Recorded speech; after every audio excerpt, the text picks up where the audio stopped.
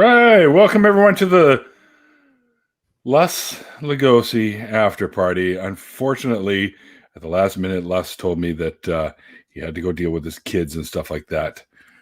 His family takes priority over everything, and I get that. I know So, that.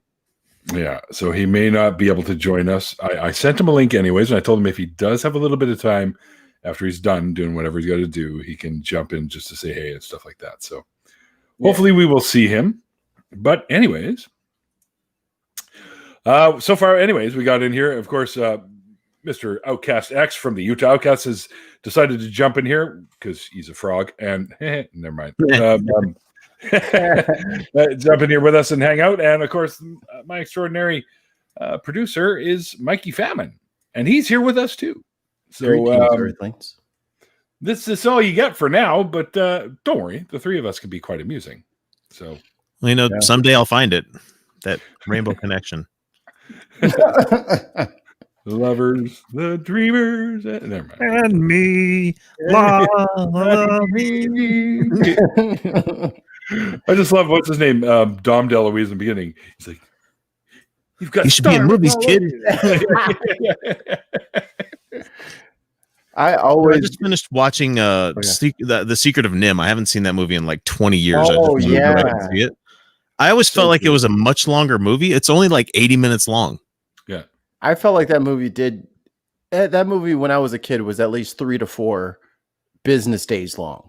It was terrifying too. Like watching it as an adult, I'm like, ooh, this is dark, man. That owl was you little ones. And I was like, oh shit. Don't eat her. Run. Sharp tooth. Aunt Jur just asked Scott Varney if he was related to Jim Varney. Yes. You know what I mean? You heard that shit? I just realized my phone's still in my pocket. He was like a foxy as. Is that a phone in your pocket, or are you happy to see me? Is that a phone in your pocket, or you just have Mario in your pocket? Wait, that isn't. Wait, what? Or did you steal Mario? It's like when he went into the washroom. It was Ernest Goes to Camp. He looks at the toilet like, ew. I just remember the summer camp movie, and the chef guy was creating a dish called like eggs erroneous or something like that. And I don't know why that's the only thing I remember from it. That guy kind of creeped me out. Were silly. He was creepy, man. He kind of creepy. He gave me creepy vibes. So everyone's like, "Oh man, the Ernest movies are so funny. Let's go watch them." And I'm like, I don't like him. I don't like him. Well, yeah, Ernest Saves Halloween was the best, man. Or Ernest, was it? No, was it Ernest Saves Christmas? Ernest Saves Christmas. That's the one. Oh man, they did a documentary about the guy that played Ernest recently, and that man was a hard worker. Let's just say that right now. Pretty good documentary too. The first things I ever saw him in were commercials before he went into movies. Oh, yeah, I do remember him in commercials. He'd always climb up the ladder and, "Hey, Vern," and his buddy was on the roof doing some work or something. And then he'd fall. Yeah. Wasn't Vern just the camera half the time? He would come up to the camera. Okay, yeah. It was his neighbor, basically. Like you never saw him. Yeah, like you never saw him, or you didn't even see his eyes, like you did on Tool Time or whatever the fuck that show was called. Home Improvement. Thank you. That's the one. That guy, Tim Allen. What a train wreck. Well, there we go. We have an answer from Scott, actually. So Scott says, no, not directly related, Neil, but in a way, yeah, because our last name is from the same place. The Varney Valley. Y'all cousins. Y'all definitely cousins. Y'all cousins. All right. Why should I check Twitter? I thought you were having like heartburn issues, Jen. You want to come in? If you want to come in, I can let you in. Jartan, sorry, man, but your phone sucks. Maybe if you just did audio only. I tried to tell him that 45 times, and then he lectured me in R2D2. So I just let him have it. But his phone battery is dying, though. I know, but it's a thing called packets, and how many your phone has to send out versus. Yeah, true. Oh, all right, Jen. I'll let you. Fuck's sake. Okay, Dave, turn off the video. Dave. Your video's pumping through, my man. Your sound is coming through the thing. Yeah. There you go. Now we're good. Now it's not. So I'm up to Harmonica Man on the deconversion story.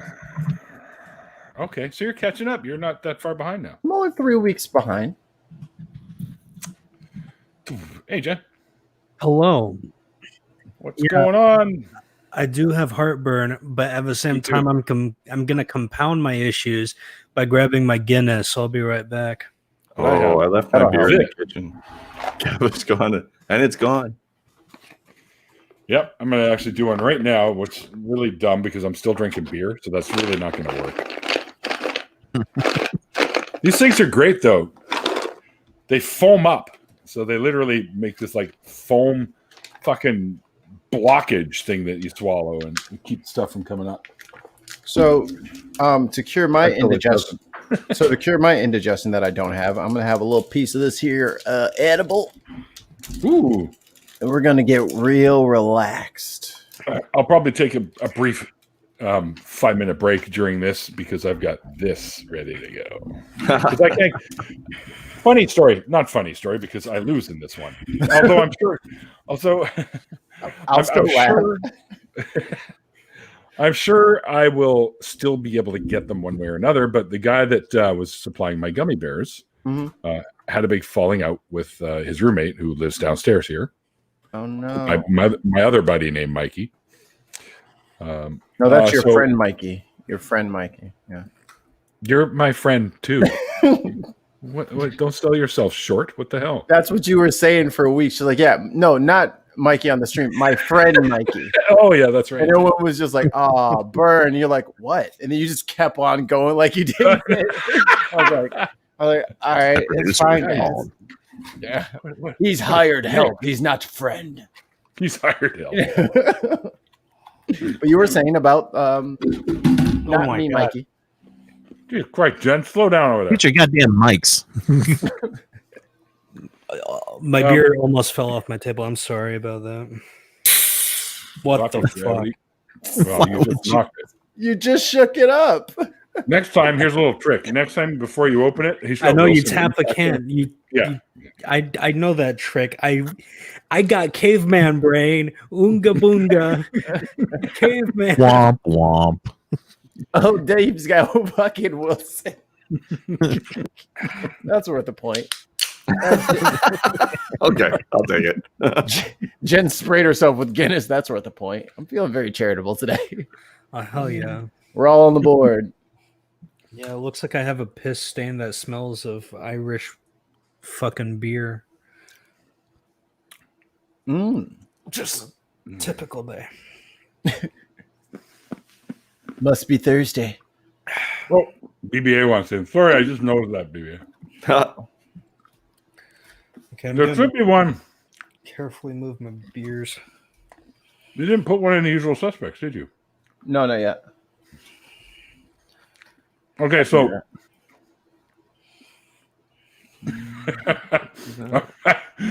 I need to share the screen here because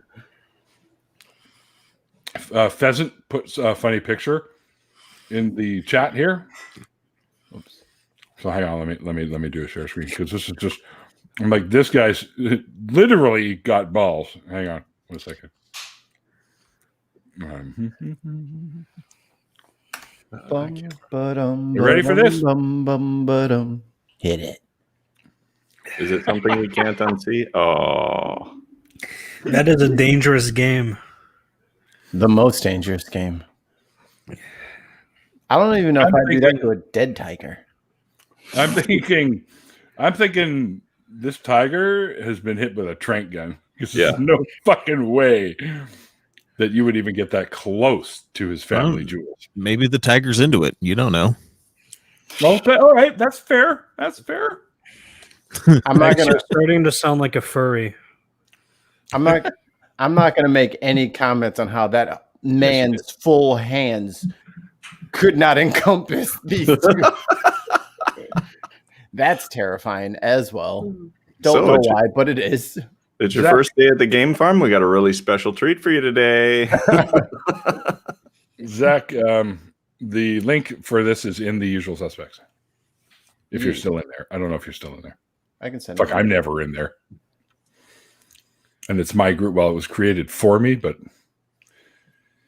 yeah, it's okay, Neil. I'm never in there either. Are you in there? Like, are you a member? No, I'm not. That's my point. You bastard. Well, we're out of room. Otherwise, I'd add people. There's already 50 people. There we are. I think I'm only in there once. I'm on everything like 55 times, but I think I'm in there once. Oh, and can I do a little? You dropped the link. Oh. Shameless shilling. Is it for the Bin podcast? It is for the Bin podcast. Excellent. Let's hear it.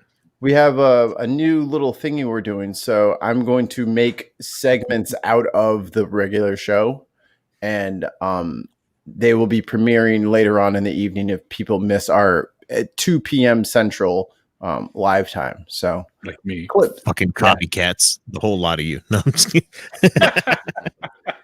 I wouldn't say I stole. I'm messing with you. Those balls are big. Yeah. I you mean the ones he's holding or the ones he's got because he's holding the tiger's balls? His have to be the same size, if not bigger.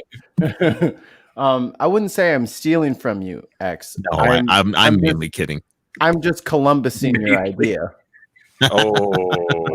Well, the difference is I'm still going to be very much alive after that. Right. I'm not going to put a plague upon your house for 1,000 years. Cut off my nose and my hands Mikey, and shit. You're making shorter versions of the clips of the show. Who's getting cut out? As if I don't know, but go ahead and tell us. Shartan. I hate him. Can't stand that. You're done, Shartan. Well, at least until he gets back to his studio, because I don't know how Luke and Leica understand that. I know. But that's what we've been having to deal with. Yogi. Hey, boo-boo. Who made Shartan Binks? I just thought of something. I just thought of something like a random fun fact. Okay, so since we're talking about big animal balls, did you know that the star-nosed mole's balls increase to, I think, 1/20th of its, or no. Yeah, 1/20th of its size. And for comparison, if these were like human balls, it'd be the size of bowling balls. Holy crap. Yeah. Wait, that's not normal? I should see my doctor? You should see your doctor. There's Neil out here riding them like a bouncy. No, I came around in a wheelbarrow. Does the star-nosed mole get teased all the time? Is that what's going on most of the time? It's just no. That's just what it does during mating season, and scientists don't really know why. Just dragging them along behind them, like, come on, we're gonna get eaten. Like those old school prisoners in the cartoons used to escape from prison, had the chain and ball around their ankle. God. You've seen the poor bastards that have the gigantism that happens like in their balls or something, or not gigantism. What is the parasite that gets in there? Happened to my dad. Yeah. And I think that's what it is, but it just ends up where their scrotum starts growing to like large enough that they can sit on it, you know? Yep. Yikes. It's like one of those fucking bouncy balls you used to have as a kid. Yeah, like the South Park episode. I've seen enough fur affinity hyper porn to know where this is going.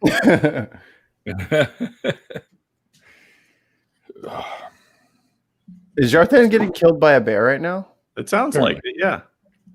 Oh, God. That's all I need is for half of his body to show up complaining about the earth and talking about how awesome Norway is. You know, we have the best medical care system. I'm half a body and I still am here.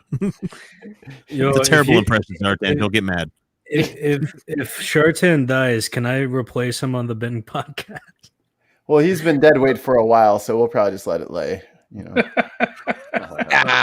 he can't get me He's back. not even in here to defend himself. Still a burn. I'm taking 2 points. Way to kick the tiger while it's down. Wait, what? Is Zartan and Najir going for it? Going at it here in the chat? Zartan, nobody cares. Oh, I see what's going on here. The snow has drifted and the door won't close. The bear can get in. Blah blah blah. What part of nobody cares don't you get? And then he comes back with this.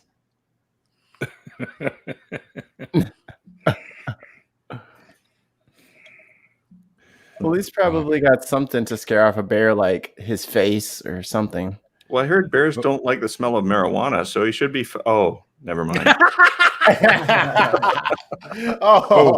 Fucking Dave gets like 10 for that. Oh, that was good. Oh, that was venomous. Oh, just light up, spark up a doobie, it'll scare him away. Oh, wait. That was like a fucking king cobra spitting venom.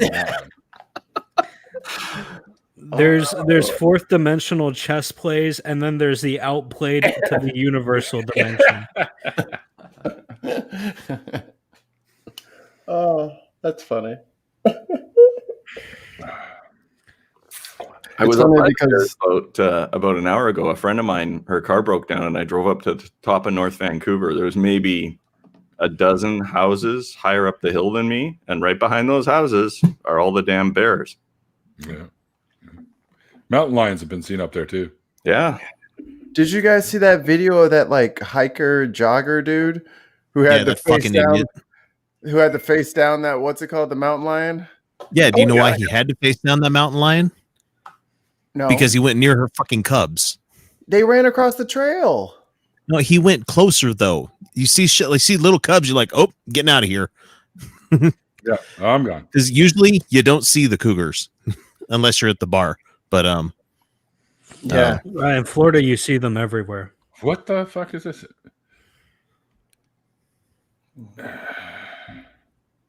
Wow. I'll do your show if you agree to drink a bottle of Grey Goose before we go live. You just see Neil trying to mouse around the screen after half a bottle of Grey Goose. I gotta go full screen for this. As you need it. Am I slurring my words? I don't think so. I've had like 3 beers. How can I be slurring my words already? I don't think you're slurring your beers. I think he's what Scott is saying is you will be slurring your words if you drink a whole bottle of Grey Goose. I think Scott's saying that his story is so crazy, you're gonna have to pound an entire bottle of Grey Goose to get through it. But that's sipping vodka, though, man. That's not chugging vodka. No. But a whole bottle, you're gonna have to do some serious sipping. If you're gonna chug a bottle of vodka, chug something cheap like Smirnoff. Yeah. Or Popov, or what's my go-to? Monopolova is another good one. It's actual potato vodka. It's pretty good. Cool. Jartan's saying there's a damn bear in his kitchen. I just want to know, does it look like this bear? Or does it look like this bear? I think he's talking about his lover. Oh. I heard looks kind of like me or Kyle. Hey, Zartan. How you doing? Hey. I'm gonna rub my hairy belly now. You like that? I think it was Star Wars that those frogs were in, X. It was the Mandalorian. The one that Jabba eats? Yeah. There was like is that the one that the kid ate? Yeah, no. The ones that people got bent out of shape about because he's eating the lady's eggs, and it's like, man, you eat fish eggs. What do you eat chicken eggs? You crack open chicken eggs for breakfast in the morning. I don't get why people get salty about shit like that in the Mandal. It's like it's a thing for entertainment, and it's supposed to be dark humor. Like the joke is that it's fucked up that the kid is eating like caviar, sentient frog eggs. That's the joke. Yeah, but they're not fertilized yet, so therefore they're just eggs. I thought they were. They're not even feti. She had to get him home to her husband so he could fertilize them. Oh, well, then this game on, dude. He was slurping them bad boys down. I think it would be funnier if like they were fertilized, but I'm just fucked up. So okay, the jar that the eggs were in was just a big old thing of cum, that so it's just marinating. We call it semen. Frog jizz. I'm gonna make a booze called that. It's not pronounced. It's not pronounced semen, Dave. It's pronounced shartan. They talk about it in a deconversion. Point. Thank you. Dun. I'll take that. Put me right up there with Hey, Rory, I thought I sent you one. I did not send you one. Rory from across the pond will be joining. My apologies, my friend. I thought I sent one to you, but I had not. But it's there now. Sometimes I just want to take a toothpick and like put it between my toenail and kick a door, just so I could feel something. Well, you'll only do it once, I guarantee that. Yeah. I mean, you got ingrown toenails. That's kind of what I have to do to get those out sometimes. But except that I don't feel anything. It just bleeds. And you're like, ah. I got hit with a softball once and lost my toenail. And my friend said, come to the salon and I'll put an acrylic cover on your toe so it won't hurt. And I was like, this is stupid. I don't want to do this. And she talked me into it, and it frickin' works. It absolutely makes the pain. Like, you don't even notice that your toenail came off. It was awesome. Yeah, should we put like a fake nail on it? Yeah. Oh, that's a great idea. Every toenail that I've lost from running has grown back all wonky and thicker than normal, and everything is just like, yep, this sucks. I got one that does that too. I was diving and caught my toenail on it had one of them rounded edge to go into the pool, like around the pool. The edge was rounded, and for some reason, my baby toe nail stuck to it. Ooh. And when I pushed forward with my feet, it ripped the baby toenail off. Oh, yeah, fuck. Yeah. I've seen some, like, I used to lifeguard. I said that about 100 times. I used to lifeguard, and it was always so weird how people would hurt themselves. Yeah. Like, the pool is like one of the craziest places for human beings with our natural bodies, because we're just not equipped for any of this. Like, we have no grippy feet, or webbed feet, which would be handy. We can't fly off the diving board. Do you ever see that show, The Man from Atlantis? Oh, no. Yeah. I'd never heard of that. No? So 70s, I guess, late 70s, early 80s that came out. We just flop around out there splashing because that's fun. I went to a lifeguard party once, and they said, yeah, you can go off the diving board if you want. We'll watch. And as soon as I got up on the diving board, they all started throwing those little floaty paddle boards at me up there. Oh, yeah, it was just a shit show. They broke a window in the place while they were roping it up. This is what I'm saying. Humans in pools are just not... something is bound to go wrong. Just give it time. And I watched a kid go up to the diving board, and he was walking out there all slow, and I'm looking at him. I'm like, this motherfucker can't swim. He looks at me like, I can't swim, but I'm going to do this. So I need you to come get me. I'm just like, do not fucking go off the fucking board. And of course he goes in, resists the pull of the water for all of 10 seconds. And then he's blurp, blurp, blurp. I'm like, son of a, then I'm in and I'm after him. I'm like, why did you do that? He's like, that girl over there. I'm like, fucking for a girl. You don't dive into water. What is wrong with you? God. Were you in Florida at the time? Because this kid was obviously growing up to be a Florida man. Well, I mean, in Florida, you basically have to know how to swim because we're 3/4 of an island. I had to think about the ratio. We're 3/4 of an island. It's a peninsula. Yeah, I was just gonna say your U.S. is penis. Don't try it. Yo, even has a picture. I have a picture with Canada doing like this is got the U.S. and it's shorts, and then the flies open, and there's Florida hanging out of the shorts. Those 1981 basketball shorts. I used to swim a lot as a kid, and one day I got swept up in the undercurrent. I was not in the Gulf Coast. I was on the East Coast, right? And so they have like pretty strong waves when there's a storm coming. I got swept up in the undercurrent and almost got drifted out to sea. That was fun. I thought I was gonna die, but it was fun. Apparently, Mar-a-Lago neighbors have told Trump to go live somewhere else because he lost the election. We don't do second place around here. That's right. Baby, can you give me a knife? A knife. What the fuck?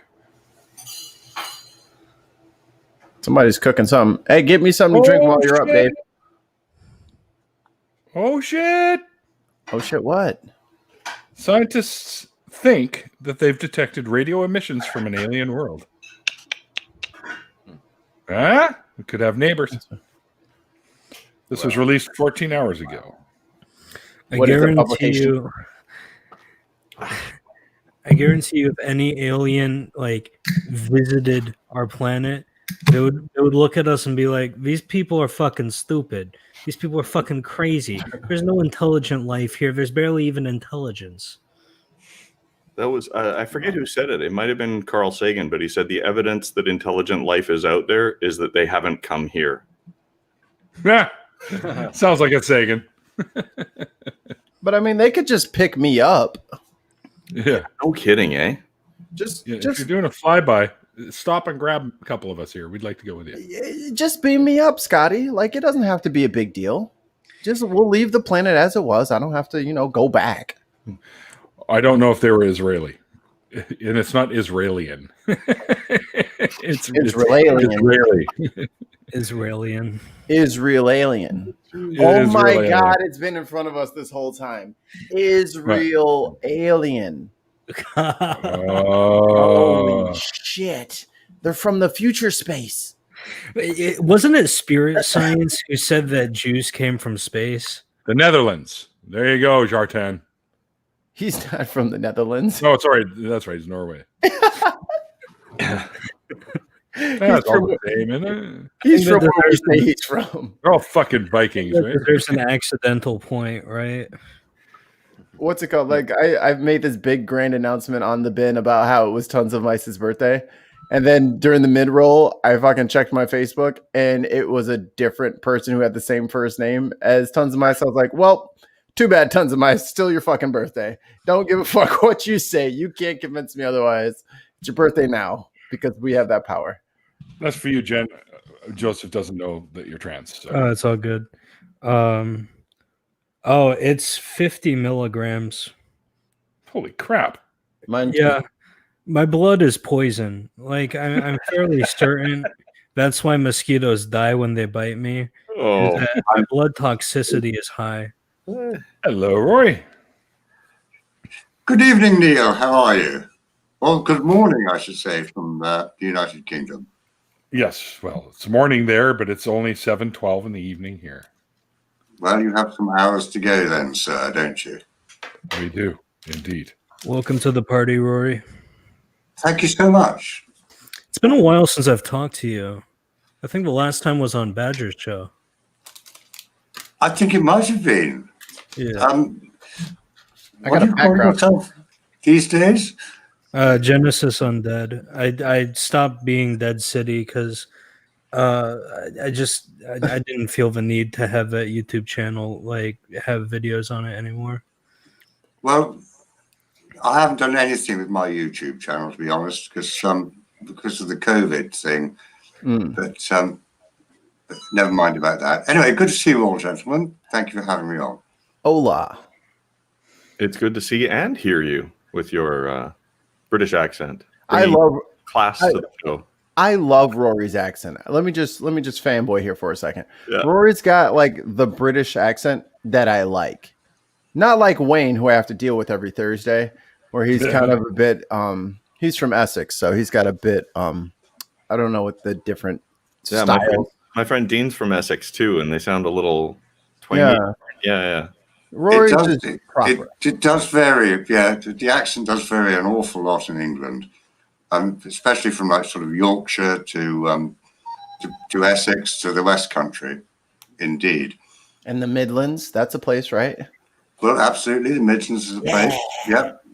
Thank you, Top Gear. Got one. Yeah. Rory, you have that voice. Like if Richard Hammond ever actually does die, you'd be the announcer who says, and today on Top Gear, Richard Hammond died.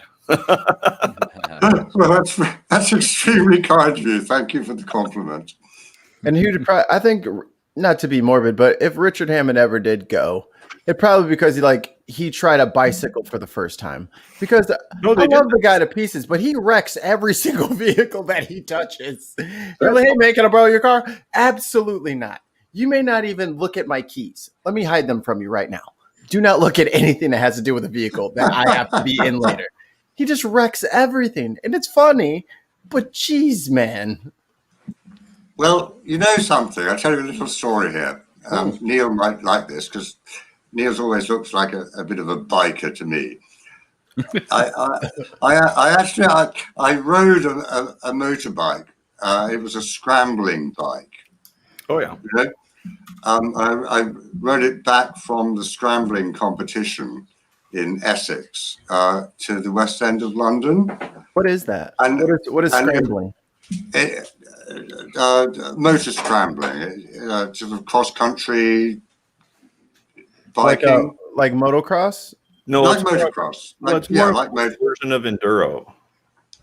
Oh, yeah. Okay. Like a Le Mans. So it was an off-road. It was an off-road bike. Let's just motorbike. Let's put it this way. So, and this guy said, "Can you ride this back for me to London?" And I said, to the West End of London. I said, "Okay, I'll have a go." First time I ever rode a motorbike in my life, and got it back all the way through London, turning right into a street, flipped it over. You know, with 100 yards to go, and because it was a wet street, and I thought, oh, what an idiot you are, Rory. He made it 145 miles, but that wet corner is what did him in. Exactly. That's my little story for tonight, or this morning, I should say. This morning, yes. It's always, they say, it's always when you're close to either home or your target destination. That's the word I'm looking for. Thank you, Maggie. That you always have those accidents because the familiarity of the area, you tend to be a little less aware because you're already familiar with areas. Well, you're right, Neil. Absolutely.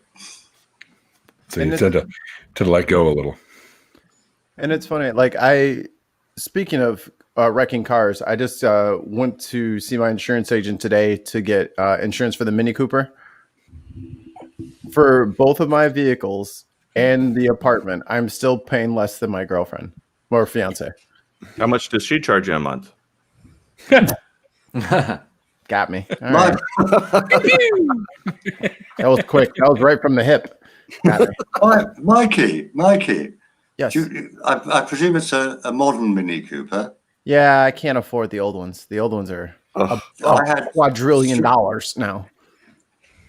Well, strange enough, I had two of them. I think one was a 60-something and the other one was an 80-something Mini Cooper S. But I sold them both some years ago. But they're fun cars, a little bit small, but they're small. They're definitely surprisingly roomy.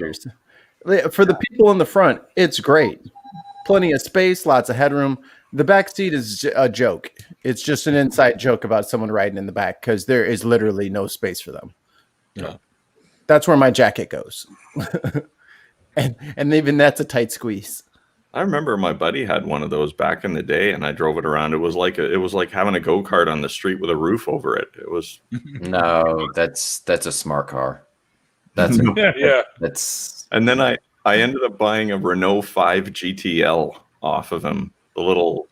Those little boxy red Renaults. Yep. They had the muffler in the front fender. They were just awful little cars. The heater never worked in it. It was great. Only the French could come up like, you know what? Everyone's putting their exhaust in the back.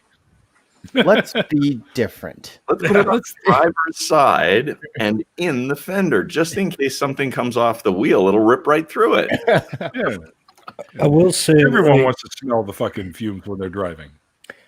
I will say riding in a smart car is a surreal experience. I've only ridden in one a few times because my girlfriend owns a smart car, but she never drives. And I can't even get in it. It's so tiny. It's so tiny. I'm like, she and I are both the same height, and we're like fairly, well, not short, but like average size. So like, it's not like a space issue. It's just weird. It feels weird, right? Like, it's hard to explain. Oh yeah, because you're both like sitting next to each other like this. Because it's not very wide either. Yeah. There's enough elbow room for two people. It's just like it's odd. Yeah, I mean, you're driving a motorized rollerblade. I mean, what do you expect? I like that. Best fucking picture of a smart car I've ever seen is one that's just completely fucked up. It's all just sprawled out all over the road, like it got hit by a semi. But they see the car in front, like in the background, and then up front they've got a chestnut sitting on the road. Like it hit this chestnut and just wiped out. Just exploded. Yeah. I wouldn't mind having a smart car, but I would if I had to drive it with other like regular size cars. That's what they all say, B. Mm-hmm. Yeah, Volvos are indestructible. PJ. See, I don't drive. I know how to drive. I have my license and everything. I just don't. I can't really afford a car. They don't make Volvos like they used to. I might just go to a scrapyard and pick up some spare parts and cobble together a Frankenstein. Why not? Go for it. You'll be the talk of the town. And the smell of the town. Yeah. There's a couple of good old boys that keep driving next to my job, and I swear, I literally, I don't know what I thought I was smelling, but I'm inside the shop, and I'm smelling like smoke, and I come out to like the lobby, and I'm smelling just straight gasoline, and I come and look, and it's like a fucking Caprice or something like that. I'm like, who? That boy is running rich. Are you using any of the gas to keep the car going? Or are you just pumping it all out of the back of the car? Like, there's no way you're getting more than 3 miles a gallon with as much gas coming out of your damn exhaust pipe. That's a rich boy. That's a job. Yeah, I can barely. Damn you, Rory. Or I'm working on. I know you. I know you want one, Neil. I had a dream about smoking a cigarette the other day, and I was like, was it real? Did I smoke? What do you mean you had a dream? You used to smoke, right? I know, and I haven't for like a year and a half, and now I'm like having like fucking fever dreams about wanting to smoke again. I'm just like, maybe I can get one at work. When I quit for the year and a bit that I did too, towards that year, I started having dreams about it too. Or like if I see if I see a show and someone's smoking it, I just like. Yo, I've tried quitting. I've tried quitting no less than 5 times, and I failed like each time.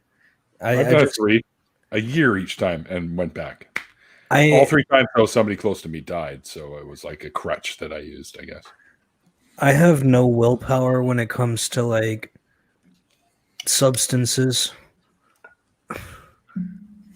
It was substances, huh? It was hard quitting weed. Like, I mean, I don't smoke it anymore, so that's good. But like, I still want to. You don't smoke it anymore? No, it's too expensive. That's too bad. That's fine. It's not like I'm never gonna smoke it again. It's not like I quit for like health reasons or anything. I quit for financial reasons. I love the way you said that. Like I quit for like health reasons. Because like there's no evidence that smoking weed is that bad for your health. Well, actually, I can't, it was probably 6 or 7 years ago. I read an article on some of the benefits of marijuana, and one of the sections that I was reading, and I'll see if I can find it again. I never actually went and checked for anything peer-reviewed or anything on it, but there was a fellow who had been doing some studies on how the brain reacts to marijuana and what parts of the brain that it interacts with. And one of the things that they said that they had noticed that it was I can't remember which part, whether it was the cannabinoids or whatever that's in the marijuana, but it started to reconnect broken neural pathways, which I found quite interesting. Well, and we all know that marijuana has various different medical benefits, but depending on how you take it, what part of it you take, that kind of thing. But yeah, that's what they were saying. They noticed that it was reconnecting broken neural pathways. So for my edibles, I usually can only eat like half of like one of the little squares from like this Hershey-esque bar situation they got over here. I can only do about half of them because any more than that, and I get super crazy and giggly, and I can't manage myself. So I do like just the half of it. When I start to feel it kick in, and then it kicks in, I want to listen to music so bad. Oh, I need a song. I have to have. I'm fucking. I couldn't boot up Spotify quick enough. I just had to listen to some music. I had to. I felt a craving for fucking music, and I was like, "This is so weird," but I'm down. One thing I've always wanted to try was like listening to hella psychedelic music while like just like putting MSG on food while high. What? MSG. Why Monosodium glutamate. I know what it stands for. Terrible substance. Don't touch it. It's not that bad for you. It's like salt. Come on. It's like salt. Like, yeah, if you eat too much salt, it's bad for you. If you eat too much MSG, it's bad for you. But like, it's not worse. It's not any worse than like literally any other thing that we put in our food. The only reason why it's so heavily marketed against is because I'm not going to go on. I'm not going to get into this. Go ahead. All right. I have a conspiracy theory that it's all a racist plot against Asians, man. Here's a story for you. I used to be in the food manufacturing industry, and we went around to a Chinese restaurant to find out how they actually did their Chinese food and sauce. And we were there in the kitchen, and the woman goes, "Here we go. We've got these ingredients, and here's the flavoring." And she called it flavoring, and we went, "That's MSG," And they call it flavoring. Mm-hmm. It's a flavor enhancer. Yes, it's a flavor enhancer, exactly. Yeah. But it's not a good substance. In small doses, it's fine. If you're not eating it constantly, like if you go out and you have Chinese food and a couple of the dishes have a little bit in it, you're going to be fine. It's monosodium glutamate, which is one part sodium and glutamate, and both that's salt and sugar. It's a combination. It's a fusion of the two. And what it does is it enhances the flavor. It enhances the flavor of food. That's all it does. And too much salt and too much sugar is bad for you anyways. So a little bit, though, you're going to be fine because your body needs a little bit anyways. You need a little bit of salt and you need a little bit of sugar in order for things to function properly. But overdoing it is obviously going to be bad. What kind of acid do we have in our stomachs? Hydrochloric. I thought it was hydrofluoric. No. Good Lord. Hydrofluoric acid. Why are my guts all over the floor? Yo, we all secretly xenomorphs. Don't deny it. Yeah. Every time I sneezed, I put a hole in the drywall. Yeah. I had to stop putting my hands in the way. I was burning them too bad. So y'all are saying you don't have hydro? Oh my God, I have a problem. I go through more toothbrushes than I can. Oh. Just every time you brush your teeth, it's just like a gnarled stick, like the witch Hazel from the fucking Looney Tunes commercials from the show. Like she had putting in all this stuff, and then she stirs it up with the big ladle, pulls it out. It's just this little whizzing thing. Oh, fuck off, asshole. No, not you guys. Sorry, you're gonna have to be more specific. No, I'm just responding to a text. Sorry. I was about to say, man, that was uncalled for towards Mikey, your producer. I like Looney Tunes. I'm sorry. I thought it was a good reference. How dare you like Looney Tunes? So, quick question for Mikey. Yes, sir. Here. which you may not wish to answer here on YouTube, but did you ever grow your own marijuana? I don't smoke weed. So you don't? Oh, no, okay. I just have edibles. And I just started doing this like a month or two ago. It's all my fault. Yeah. Someone has his hand up. Oh yeah, I've definitely grown my own weed. Yeah. There we go. I did, Dave. Yeah. As a teenager, I suppose. Yeah. Well, actually, a bit more than a teenager. In the county of Dorset in England, and I took some to my university in London, and a chap tried, and he said, "Blimey, that's the best weed I've ever smoked." So I thought I must have done a pretty good job, really. Yeah. Yeah. If you have good halide lights and proper environment and good ventilation and good soil and good fertilizer plan and some timers and never mind, that's sort of an instruction manual. Let's just cut that part. I'm the producer. Let me hold on. It's cut out. Yeah, you're fine.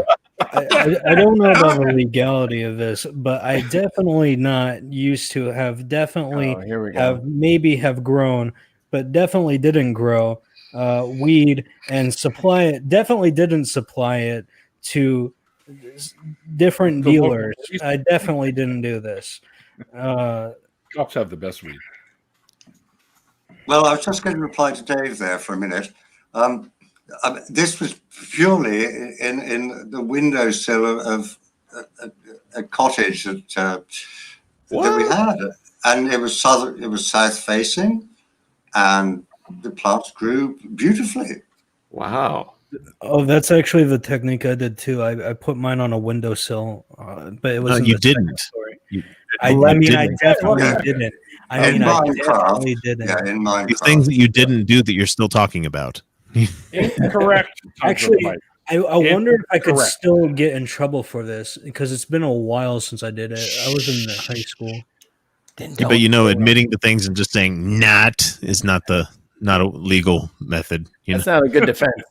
I don't know if that's going to hold up. Legally binding. He can turn into a frog. Well, it's like that episode of Kids in the Hall where the guy's standing accused of murder, and he's like, "Did you murder this person?" He's like, "No, this is easy."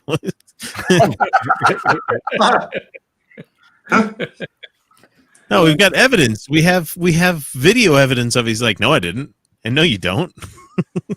You don't have evidence. I thought they would have taken. You know that show, The First 48. Have you guys seen that? It's a U.S. police show. They show the for people. And in every single episode that they catch somebody, it's because they went in and interrogated him, and the guy went, "All right, I did it." It's like they're teaching criminals not to say I did it. It's like the 44 guys that got arrested all admitted it, and the 3 guys that are still out on the street went in there and said, "Nope, had nothing to do with it. But you were there. We tracked your phone." "Nope, not my phone. I gave it to somebody else." I just lost that phone in a big bag of hammers not too long ago. I don't know where. I haven't seen it since. Yeah, no, I left that phone with the bio. No, I didn't say that. No, you almost got me there. You tricky policeman. Well, I think it was like Reno 911 where they like that, like the fake pullover thing, and the dude she was trying to do like the field sobriety test for the man, and she's like, "Okay, what I need you to do now is step, turn, spin, kick, swing." So she makes this whole, instead of walking the 5 steps and turn around, she gives this whole elaborate dance for him to do, and she's like, "Hey, man," because of course he nails it perfectly, and then he adds a yeehaw at the end with his hat off. And then she says, "Man, you're doing really good. You're like a professional dancer." I was like, "No, I'm just drunk." Oh, puts his hand behind his back and goes to the car. I love that episode. That was great. No, I'm just drunk. Oh, hi, PJ. PJ making our presence felt. Hey, Swede's here. All right. No. We got a ban on Swedes right now. Oh, dude. That was just Norwegians. I'm pretty sure Norwegians and Swedes are the same thing. Oh, damn. You should get points for That's that. what you think. Voting. I'm just saying they're kind of like the left Twix, right Twix kind of thing. Like they're just Twix. My sister was bitten by a moose once. It was pretty nasty. I think Swede turns Twix. Come on, Neil. Are we saying Twix or Twinks? Ooh. Twix. Oh, Twix. okay. Twix. I had something else in my mind. Holy shit! You actually gave me a point for that one. Whew. Yeah. You do know that Twix is a chocolate bar in England, don't you? Yes, we do. It's the same here. Yes. And All here. right, okay. Yeah. What, Susan? Twix is a chocolate bar? Twix. Twinks. Oh. Twix. I'm not eating that. Wait, Best chocolate bar ever came out of England, in my opinion. Me too.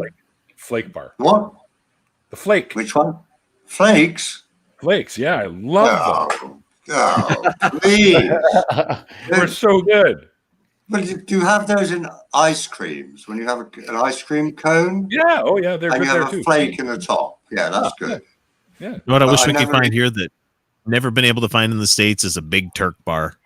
Oh, we get those. What's There a we go. Turk I bar? love Big Turk. Big Turk is so good. Like What it's is like it? chocolate covered jujubes. It's kind of It's like a chocolate covered Swedish fish. Oh, Yeah, I'm yeah, fucking yeah. down to clown. Have you That's- guys? Oh yeah, They're so good. they're awesome. Have you guys ever heard of a Tim Tam Slam? Oh, Tim Tams are fucking amazing. Now y'all just can't be making up words, okay? Y'all ever heard of the flippity blibbity? Huh? Anybody? Anybody heard of the flippity blibbities? I get them all the time on Glargon. Like, No, we got a care package from Australia on the show one time, and they sent us a packet of Arnott's biscuits. They're lemon biscuits. Yeah. Oh, they were goddamn good. Just adjusting my cravat slightly there. Make myself more presentable. Can't have that out of order. No, exactly. Oh, pardon me. Pardon put me. Rory in the center square. The center square. Rory is the center square tonight. Right, extremely kind of you. Thank you, That is sir. the reserve for Poland. Oh, There we go. But Norwegian boats float, and they're just going at each other in the chat here. You know? Oh, Oh man. I should probably read that more. All right, so here, just because I have to keep track of what everyone's saying, it's the panel's job to give points to the people in the chat, and then I will just tabulate them. Sure. Okay, right. Please type one R for Rory.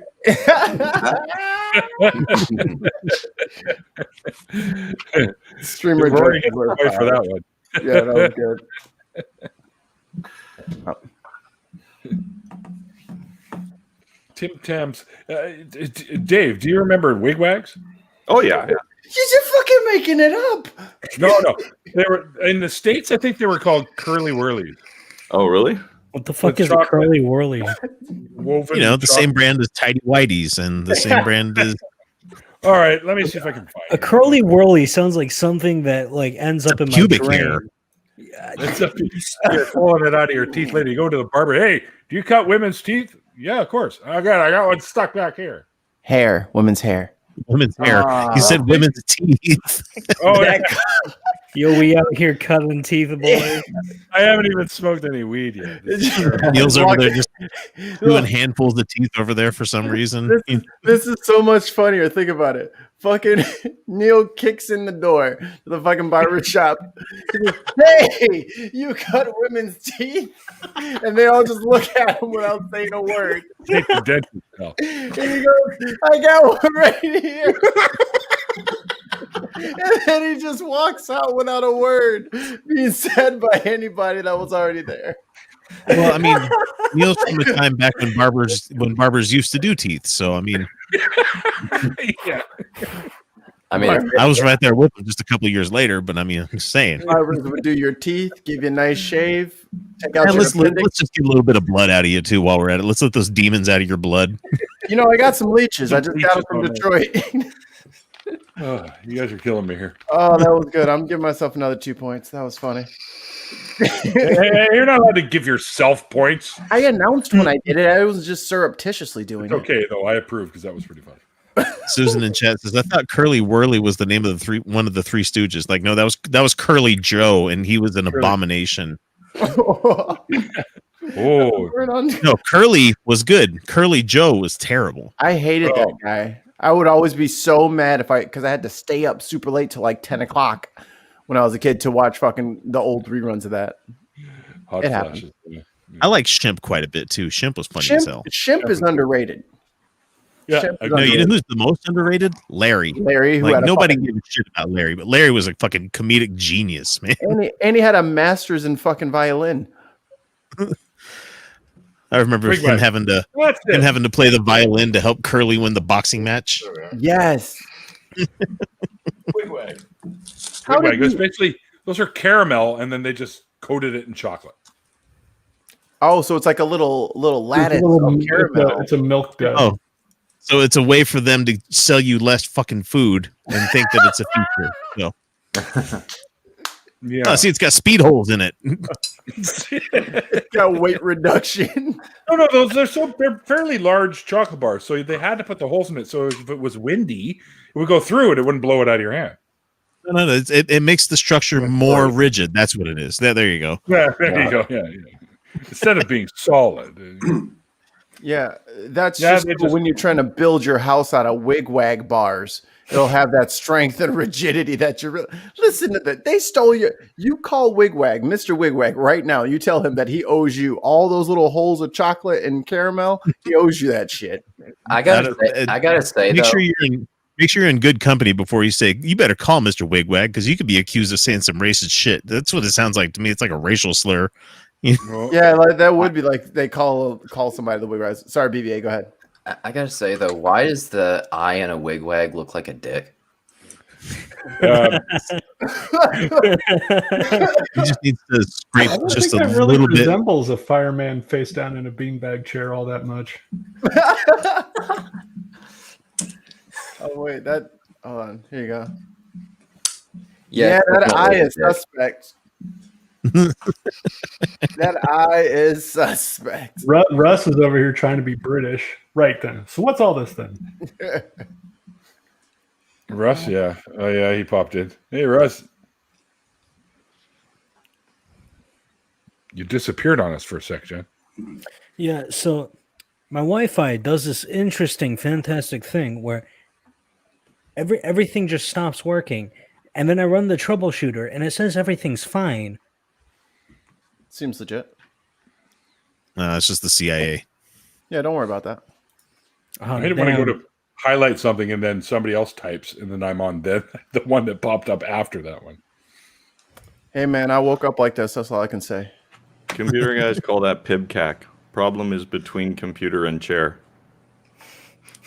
Oh, see, for us, PIBCAC. Yeah. Problem exists between keyboard and chair. Right. ID10T problem, You're getting points for that because you just came up with that. What's it called when the letters spell out the word like NASA? Acronym. Yeah, he figured that acronym out faster than I could remember the word acronym. So that's so. But excuse me, you'll have some asshole nerd out there be like, acronym is when you use the thing as the word. So it's if you say laser, that's the acronym. But if it's just a grouping of letters, it's not really an acronym unless you use it as a word. So what? But PEBCAC works as well. So, like comic book guy from The Simpsons. Yeah. Because I have to deal with pedants like that all fucking day. So NASA is an acronym? Yeah. Yes. National Needed Aeronautics another Space 7 Administration. astronauts. Oh, shush. So I'm just trying to think, like, what is like an abbreviated? Is that what it would be? Other than There's that? the Curly Whirly. It's like a cheap ripoff of the Wigwag. Oh, never seen one of those. What acronym are you trying to figure out? I'm just because what X was saying makes a lot of sense. Like what acronyms you say them as the word like NASA. Yeah. NERF is a acronym. Like USA. Oh, he's trying to find ones that are not speakable. Like USA would be an abbreviation. Mm-hmm. Okay, yeah, because you don't say USA. I say USA all the time. USA. Misa, Like- USA, Hisa, Shusa. Laser is an acronym. Sorry, PJ, I stopped doing coke. Meanwhile, UK isn't quite that. So Is LMAO an acronym? Are you saying they're not united anymore? Definitely not. Right. Oh, points for Russ. That's good. That's Worst good. people ever. That's good. That's good. I hate the fact they ended up giving him a name. I'm like, Simpsons, you need to stop. You just You're need out of to- control. You call him Jim Albertson? What the fuck is wrong with you people? It should name like Robert Robertson or some terrible name where like Jack He should be a Jeffy. He should be a Jeffy or something like that. Everyone wants to be in now. It should be like Randolph Richardson. There you go. That's what I'm for. Oh, I mean, I think I won't be outdone here. Hello. I need to get some now. So Randolph's here. Are you about ready to sign off, Neil?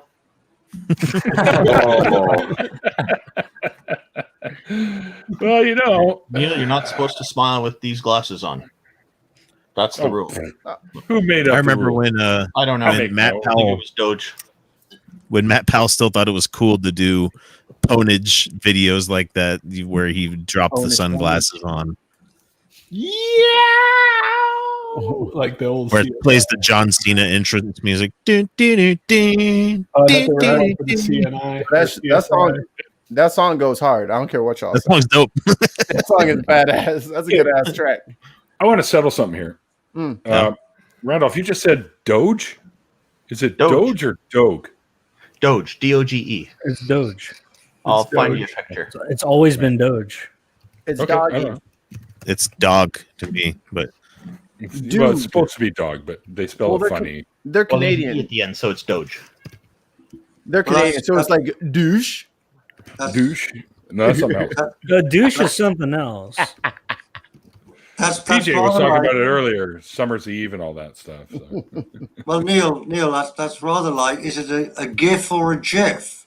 Oh, it's It's definitely either or. it doesn't It's matter. GIF for the It's Lord. GIF. All things holy. It's GIF. It's It's not. Here in Canada, we normally pronounce it GIF, but there are a lot. No, we don't. both I've always ways are said common. Neil said, Well, Here's the thing. Fight. That wasn't a BBS thing. We all Here's the pronounce thing, it right? originally. It's not Well- a giraffic image file. It's a graphic image file. If it was a right. giraffic image file, That's it'd what be the creator of the word said. It's a hard G. Oh, Well, the creator said soft G. The creator Well, said soft G, and this is like one No of the way. many times I think the creator of something has no rights over what they create. Yeah, you don't own this anymore. Sorry. not your. It's kind of like British Did I people. stop? I In, thought you said it was a hard G. it's like the British people in the English language. You don't tell us how to say it anymore. There's more of us than you now. So now you listen. all right. Well, We will okay. pepper our language with whatever fucking Z's we want. You know, Well, okay. All right. I'll accept that one. instead of Z. But here in England, we have a Gillingham in Dorset, Gillingham, and a Gillingham in Kent. Which Oh, is, yeah. I can accept Right. that I'm wrong about this. It's not a problem. So therefore, you can understand that people pronounce GIF or GIF differently. And then Doesn't matter. American Southerners have just completely bastardized the language. Well, that came from Scottish, so The Scottish is significantly more reasonable than the Americans, and that's saying something for it being the Scottish. I got bad news, everybody. I think the real Everybody's better than the American Southerners. I think the real Jartan just woke up. Uh-oh. There's like Wait, something you mean wrong the with real my Chartan. goodness. What the fuck is this? Well, who the hell's been in the chat the whole time? He did not change his name to Jartan Binks. He's an imposter. Oh, okay. Well, he was a better you you than you are. There he is. There's another thing. Is it a gilet or a gilet? I don't know what either one of them is. How's that song go? Will the real Jartan please stand up? Will the real Yo, Jartan? there's like a fucking rubber ball inside this Guinness. What the fuck is this shit? Yeah. No, it's there to Yeah. keep the For Trying to Guinness. keep it stirred. For Guinness. Fuck. The Guinness. Rory's on fire. You know, I'm gonna go drink me a lager or a leisure A lager. Blazer. Welcome to the Lager House. Can I take your order? Durban. Big summer blowout. Yoo-hoo. So that's one of the best This Is Sports Center commercials ever. Is the hockey player has to translate what the Swedish chef is telling him. Oh my I don't goodness! know if I've What do heard you that. want with that? Yeah, look up This Is Sports Center's greatest hits, and it's one of them. Canadian Sports Center? ESPN. Oh, yeah, cool. Yeah. We get But that they're here. in the lunch line, and the Swedish chef. Somebody asked the Swedish chef, "What's on the plate today?" And he goes on his little thing, and this person just looks totally bewildered. And the hockey player turns around and goes, "It's Swedish meatballs with whatever." My youngest, her favorite Muppet is the Swedish Chef, and so I lose my shit sometimes whenever. Like, I don't know if anybody's seen like the new series of shorts that they have on Disney Plus. Yep. Muppets Now. Some of those are really fucking funny, though. They got some great celebrities too. I am up to, and all of you lovely Patreon patrons, you'll be getting all these little buzzes on your hip, and that vibration is your producer saying, "Hey, I'm catching up." So I'm up to Ragabash. Not too far. Shit. Jokes on you, Jokes on you, Mikey. My phone's always on mute. I'll get coins out of you yet. I have a question for Randolph. Has he finished his extension works? Sorry? What's that, Rory? I'm wondering if you'd finished your extension works that I've seen you doing. We're still working on it. Well, it's nice to see you relaxed anyway, sir. Yeah. Take a day off. I'm actually doing paperwork right now. Oh, He just says vibrate me. Just Paperwork. cannot take a break, can you, Randolph? Sam and Rory, have you guys had the new Irish guacamole? I know this Irish. You just set a good example for everyone. Always busy, always working. Oh shit! Go ahead, sweet. Sam, have you had the new Irish guacamole? No, go on. You've never had mashed potatoes? Yes, absolutely. Bake them, boil them, put them in a stew. But it might be called jackamole. Guacamole. Yes, that's right. Guacamole. Yeah. Irish guacamole. Oh, that's funny. Why can't we all just like speak binary? Because I think languages are so stupid. There's all these little rules that make we've been cackling over the soft and hard pronunciation of G's. That's one of very many letters. No, we need a war. Just go to war over it. Well, here we go. Let the war begin. For an atheist channel, is it God or Jod? Thank you. So, Mikey, Neil before Jod from here. Okay. Mikey, It's just go for G-O-D, so it's it's already like goad. If it was G-A-W-D, it would be God. No, goad would require a silent D on the end. Jude, wouldn't it? Hey, Jude. And what the hell was all the stupid double letters? Jod. Neil before Jod? Yeah. Can't you? Yes, absolutely. Why not? Kneel before Jod. I would kneel before Terrence Stamp. Are you kidding me? Nope. Oh. Nice. That's a good one. But that should be Motley Crue. There should be a Motley Crue joke, though, man, not a Def Leppard. But come on, chef. I get it, but you could work it some other way with man. Never mind. Get your fucking hair metal right, Jesus. Motley Cluck. X, we're just too old. No, I was there for that shit. Oh, hey, do you remember back when you would go to like carnivals and stuff like that they would have, and they for like prizes they would have little mirrors that you could get. Yeah. didn't, and like they would put like a vinyl sticker on them sometimes. I'm like, I didn't realize until I was much older. That was a fucking Coke mirror. Like they were like giving away Coke mirrors in the 80s. I'm going to work out if I'm overly tired or just being too young again. Dave used to be one of those guys. I was a carny for 4.5 years. I gave away a lot of roach clips, a lot of mirrors, and a lot of weird-looking teddy bears. We used to have a teddy bear. If you remember at the PNE for years and years, there was a black and white bear and it had a little red heart sewn in its hands. And when guys would walk by with their girlfriends, we'd always go, "Hey, win your girl a bear with a heart on." X for your consideration. Yeah. Buckley crew. Buckley crew. Yeah, that works. Huh? All right, that was something. We need a cricket soundboard for that one. Not a lot of real estate to go plowing around. You know what I'm saying? That's not what Tommy Lee said. That's right. A three-legged drummer. That's kind of loud. Well, did you guys hear they're making a fucking Pam and Tommy like series on Netflix? Oh no. Or no, it's Hulu. It's Hulu. What is going to be? But it's some lady that played on Bates Motel is going to be Pam Anderson, and Winter Soldier is going to be Tommy. Really? Yeah. I'm like, I don't want to see this, but I also really like that guy. Sebastian Stan is pretty good. Man. Let me just look anything like that guy. No, they'll feather him up. You know, they'll feather up the. Is this to get the licensing fees from his failure of Tommy Lee Goes to College in the University of Nebraska?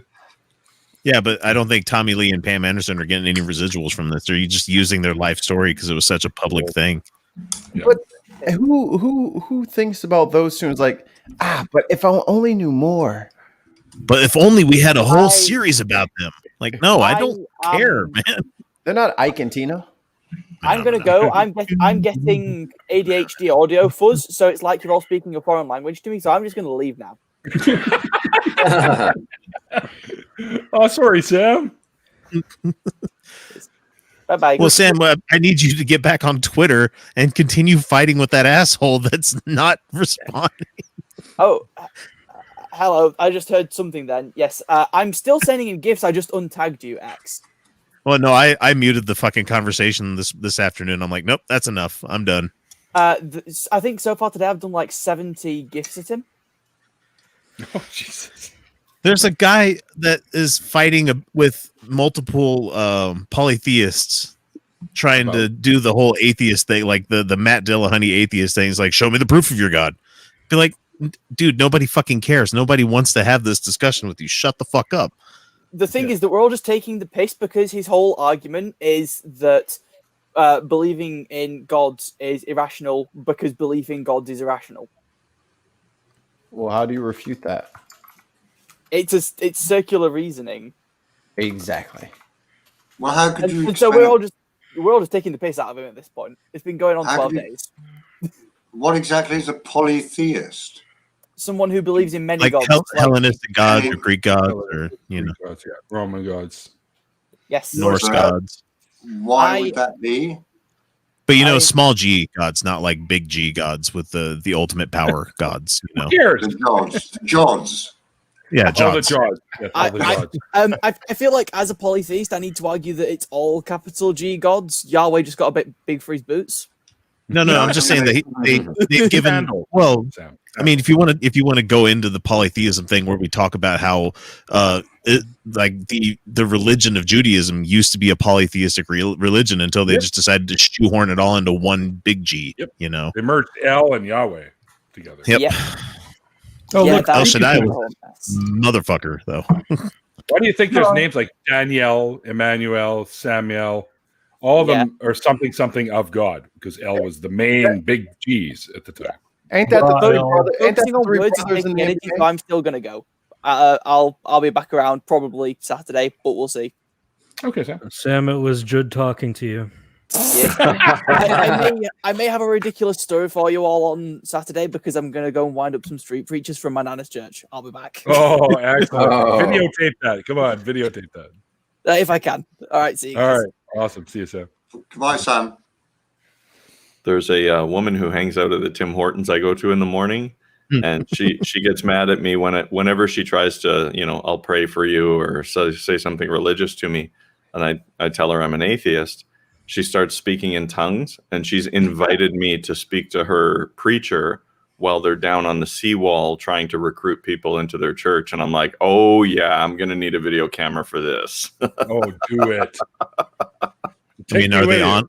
Is the seawall pretty narrow? Can you just nudge them a little bit? It's about 20 feet wide. Yeah. Oh no! See, I was hoping they were actually standing on a wall, and you could Humpty Dumpty them. The wall itself is about a foot and a bit wide, but the walkway beside it is like a 20-footer. It's a spectacular tripping hazard down there. Oh yeah. Yeah, but it's not like if you go over, you trip on that wall, you're not going directly into the water in most of the spots. You're going to hit the rocks first. Yeah. It's like sounds like the damn Death Star. Well, yeah, it's like the little trench. Well, no bigger than a womp rat. Yeah. That's right. That's right. I used to shoot those from my T16. What the hell's wrong with you, man? Yeah, what the hell is wrong with you? Wait, what? That's an early sign of a serial killer. I was thinking a lot about Star Wars when you had Lugosi on, right? And you guys were talking about thought crimes. So one thing about Star Wars is the Emperor had people going around sensing people's thoughts, and if they were sympathetic to the Rebel Alliance, they were thrown in jail. And it's Are you talking about the Inquisitorium? Yeah, those were only going after Force sensitive people. No, so there's the Inquisitorium, and then there's also is this canon or expanded? It's expanded. It's the Miro Lucas. The Miro Lucas. Didn't they have the Inquisitors in they had it in Rebels, but that's canon, not expanded universe. There's a lot of things about the Inquisitors that were not brought back to canon, and good. There were the Inquisitors who went after Jedi, but then there was the secret police who would go around. I think it was Amiro Lucas. This is a huge tangent. It doesn't matter. What I was trying to get at, the point I was trying to make, is that the Empire, Christianity, and real-world dictators all have one thing in common, and that's the belief in thought crimes. Agreed. What was your list again? The Empire, Christianity, and most real-world dictators. Yeah. Okay. And oligarchs, and I would say most political oligarchs too, because you look at Soviet Russia, they had thought crimes, and also even after Stalin, they all had lightsabers, which I think was more obvious to point out. What? God, imagine Vladimir Putin with a lightsaber. Jesus, Zach, some of that smoke came right through it. I'm joking.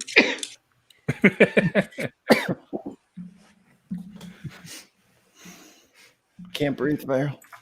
I'll be right back, guys. I'm going to go and have a quick little... Are you having technical difficulties?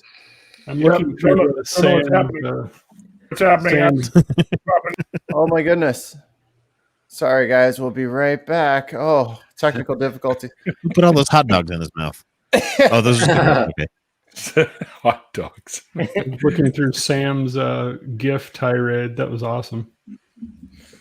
GIF, come on now. We've been over this. No, GIF. No, I don't like crunchy. Where to draw it, it's GIF. How do I spell Jartan? KJ Flem. RJ. It's Kagartan.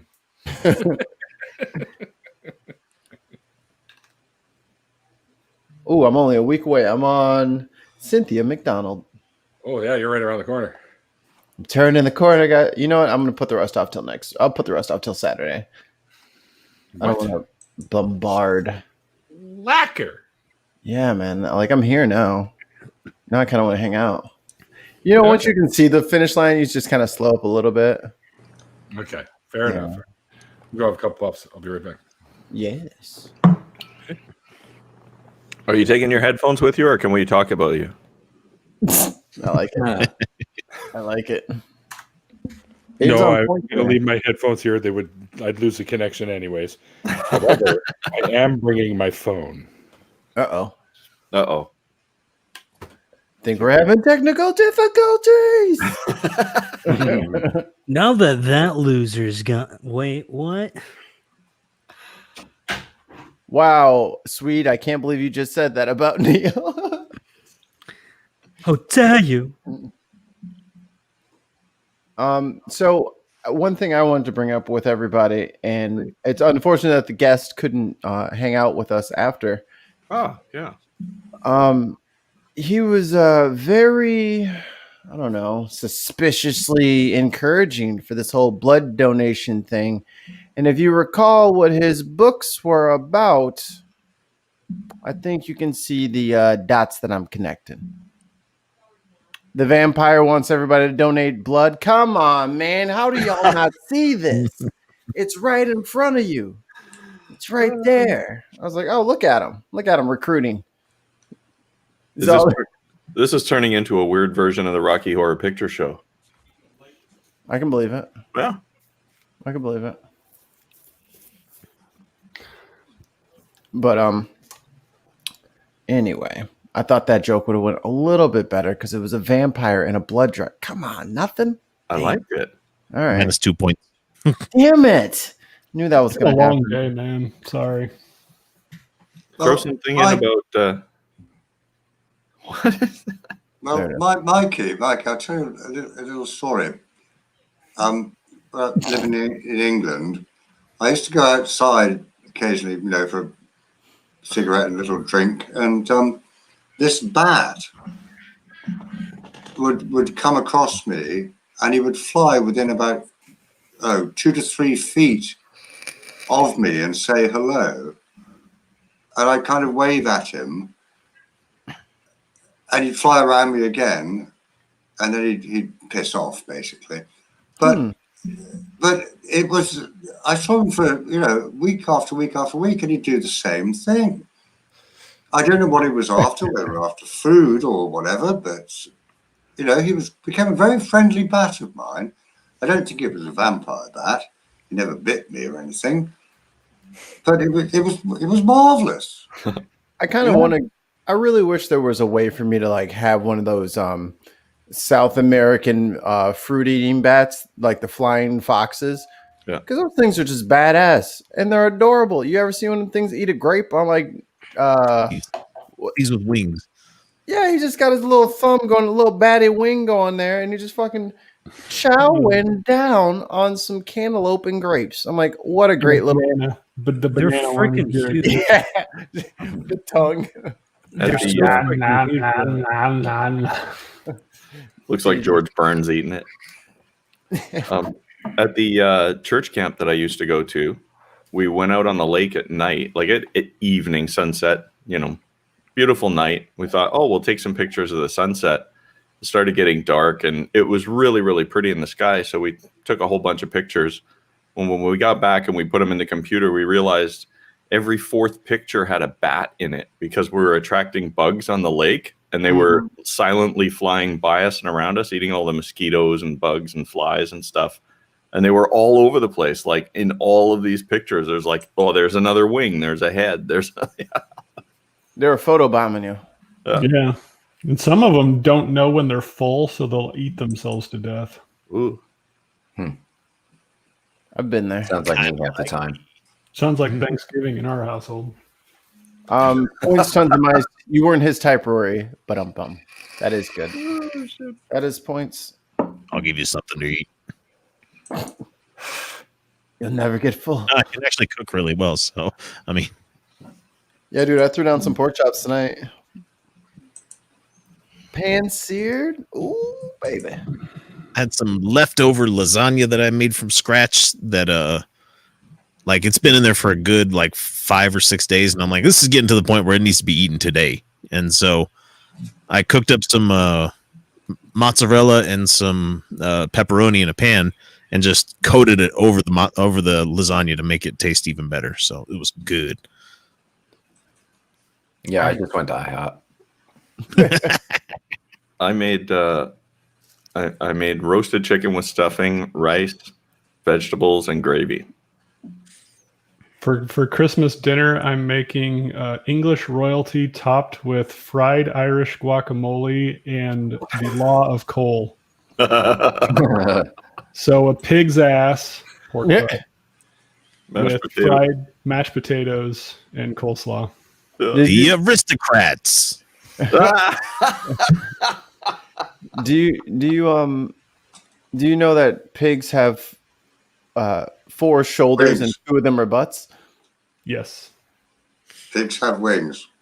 Pigs have 4 shoulders and 2 butts. And 2 wings. That's where. Well, I mean, everybody eats them. Yeah. Just like chicken fingers. Like if you go up to a chicken, you might be able to see where the chickens were, but they were removed for frying and eating purposes. Well, where are buffalo wings? One of the best things you can ever have off a chicken though is a coxcomb. No, I know that Neil. I know he's. That's not even a joke, Mikey. I know Neil. You're trying to find it. I'm not searching. I know Neil is absent at the moment. The coxcomb is the thing on the top of their head. Nope, I'm not doing that or chicken feet. Hell no. Chicken feet are good though. Go ahead, Roy. I was just going to say, I know Neil is absent at the moment, but he does love Pink Floyd, and therefore he knows that pigs do have wings because of the album where they're flying over Battersea Power Station. Is that Wish You Were Here? Animals. Okay. No, Animals. That's if you've never listened to it, Les Claypool from Primus did an amazing cover of that entire album. That's cool. And it was live. It was fantastic. It's great. It's a great album. Pink Floyd one of my favorites. Because some of their albums are like 10 songs, and some of their albums is 1 track. And it's 2 hours long. Mikey, can you share this picture? It's like the 9 parts of Shine On You Crazy Diamond. Well, yeah, Wish You Were Here is 3 tracks. It's a 30-minute song. Wish You Were Here, which is like 5 minutes, and then another song that's like 25 minutes long. Well, don't ever listen to the Mars Volta then, because they do the same thing. I like them. I love the Mars Volta. Yeah, they're great. But like the album Francis the Mute has like a 47-minute long track with like 3 different movements in it, and good fucking album. Yeah. Oh, I found something that you probably would like. What was I? I listen to a lot of prog, so. I was very fortunate. I was very fortunate to have gone to the 1981 Pink Floyd concert at Earl's Court in London. The Wall concert, the first one they'd ever did. Wow, that was unbelievable. Yo, if you like Nordic, break the seal. Folk Nordic, Stephania by Danheim is awesome. Yeah, we can hear you. Yeah, but you're a little quiet. Oh, it's because I'm far away from the microphone. Yep. Well, sort of. I'm using my phone. So sorry, let me just talk into the microphone.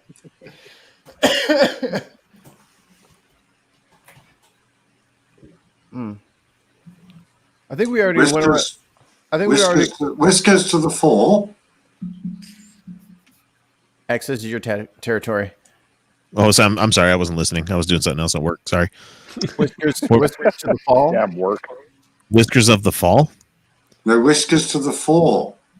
Neil's Whiskers to the fore. Oh. Yeah. Try it. Joke. Oh, got it. Sorry. I don't know what anything's called in England because I can't trust you guys to speak English anymore. So I think everything is like the original English. Okay. So Mikey, you're a foodie, so you should know what spotted dick is. I do. Okay. I was going to say because that one's a fun one to drop on people. I am aware of the spotted dick. There, I said it. I mean, it's not quite up dog, but you know. That's going to be clipped. What's up, dog? Yo, Spotted Dick. Why are we talking about Morgan Freeman's penis? What? What? No. What's new? Gross. No, it's just called lumpy. That's What is wrong with Morgan Freeman that I am unaware of? Did he have some sort of nude shoot recently, or? I think it's just making fun of the fact he's got all those moles. Nobody wants to see that, man. Nobody wants to He does. It's ribbed for her pleasure. Oh, God. Yeah, bury your head in shame, everybody. That's what happens when you let a frog on your fucking show. In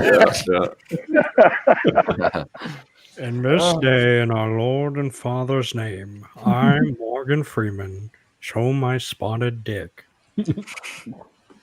I got to tell you, my favorite scene of his was when he was being interviewed about that God program he had on National Geographic, and the American host said to him something about something, your belief in God.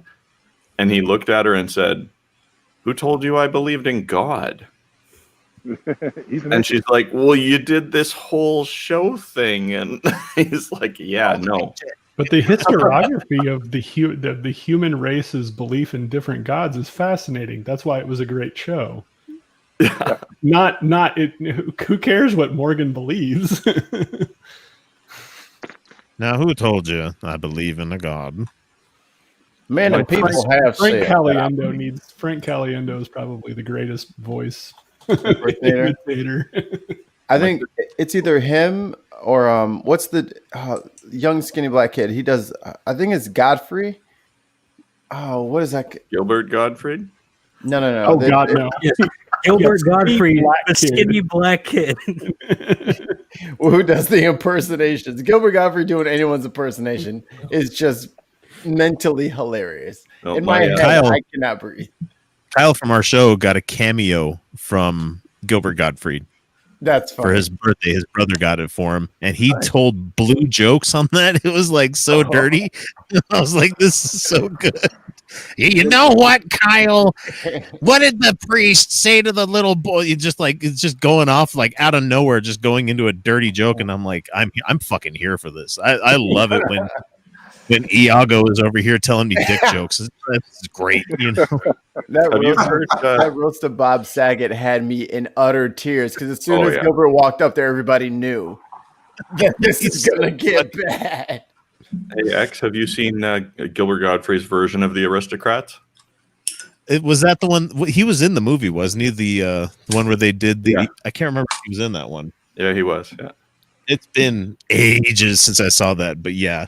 My sister was in Along Came a Spider. She was a reporter in the movie, so she had a couple of scenes with Morgan Freeman, and she had some other friends locally here who were on set with her. So she does this scene and she had to take off. She had some stuff going on outside. So at the end of the scene, they cut and they break.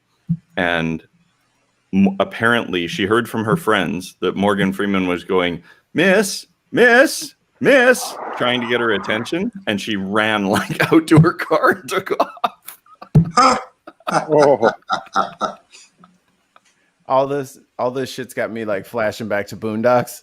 Where they keep, are you Martin Luther King? Boy, no, it's Morgan Freeman. Well, why can't Morgan Freeman King do the dishes? Morgan Freeman King. But I noticed Charlie Murphy playing Wunsler or whatever is the Ed Wunsler Jr. or whatever the hell his name was. Ed Wunsler the third. Or man, and they. Wasn't Old Dirty Bastard on there, or did they just have him? They called him. No, they paid homage to him by calling him a rapper called Eat Dirt or some shit. Like that. ODB couldn't possibly have done all that. Coolio did some of that shit. Well, I noticed that Tom Cruise got into a bit of trouble on Twitter recently for slagging off his workers for not social distancing or wearing double masks or something like that. Did any of you see that? Yeah, I heard about it. He got mentioned, but he was just ripping some people who were not social distancing on set. No, so not only that, they had their masks down when they were talking to each other. So what happened was the media picked it up, and a bunch of people are bashing Tom Cruise because he's like berating these people over like not following safety procedures, which I understand like being mad about that in the movie industry because like it's been shut down for so long, and like this we're still in the trial runs of can it be done with like social distancing and wearing a mask. But at the same time, like I can understand why people are like, yo, this is a little uncalled for, but I think he's justified in like being upset. Well, like, a funny story is all those people who thought that are wrong because it's not funny or cool to fucking endanger your neighbors. So I agree. I agree. Masks. And I hope Tom Cruise and everybody else yells at you.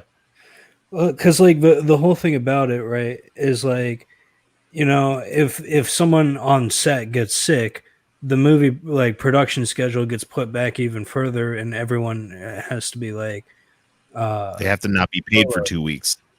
Yeah, Right, like, I can understand that. I just think it was a bit over the top from what I heard. It was only over the top because it's Tom Cruise, and everybody likes to pile on Tom Cruise because of his antics over the past 20 years or so. So I will go after Tom Cruise any day of the week that ends in Y because of his crazy Scientology shit. Right. You know, I'll do that. But at the same time, I had like a long rant about this on Twitter earlier today because somebody was like, everybody shouldn't be lionizing Tom Cruise because of the Scientology, this and that. And I'm like, yeah, I can contain both thoughts in my head at the same time, right? I don't like him because he's he does all of the fucking enabling of Scientology, and he's taken part in disappearing of what's his name's wife. What's his name? Miscavige. Miscavige's wife and all that. Yeah, great. But he's also not wrong about him yelling at somebody for potentially endangering other people's lives on set. Sorry, disappearing how?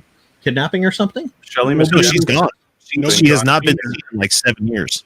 Yeah. Nobody's seen Miscavige's wife for a long time.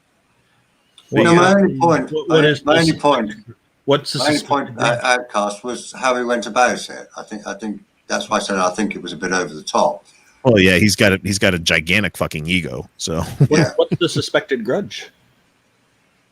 No, it was they kind of shuffled. You not hear about this, Randall? They shuffled her up. Leah Remini did a big thing on this, and she actually they took her to Gold Base and she disappeared. They contacted the police and they wanted them to do a a safety checkup or something like that. And the police came back to her and said, "We checked it out." And she said, "Well, where is she and how is she and what's going on?" And they said, "We can't tell you that. We checked it out. Period. That's it." Oh, those corrupt police. Well, the police in like Clearwater, Florida. If you have trouble with Scientology, you might as well not even call the police. Yeah. That's worrisome. Holy cow. This is why I I can't stay as far away from Clearwater as possible because it's literally right across the bay from me. But like, I don't like going to Clearwater. Yeah, their downtown used to be one of the most vibrant, coolest places to go from what I hear. And, like 15, 20, 25 years ago. And today it's just a ghost town. The last time I went to Clearwater, I saw... They don't have enough members to do anything with it. They just keep buying the real estate. Yeah. Scientology is a real estate hedge fund. Prove me wrong. The last time I went to Clearwater, right, there were like people dressed in like really weird suits, and I just got this uncomfy vibe.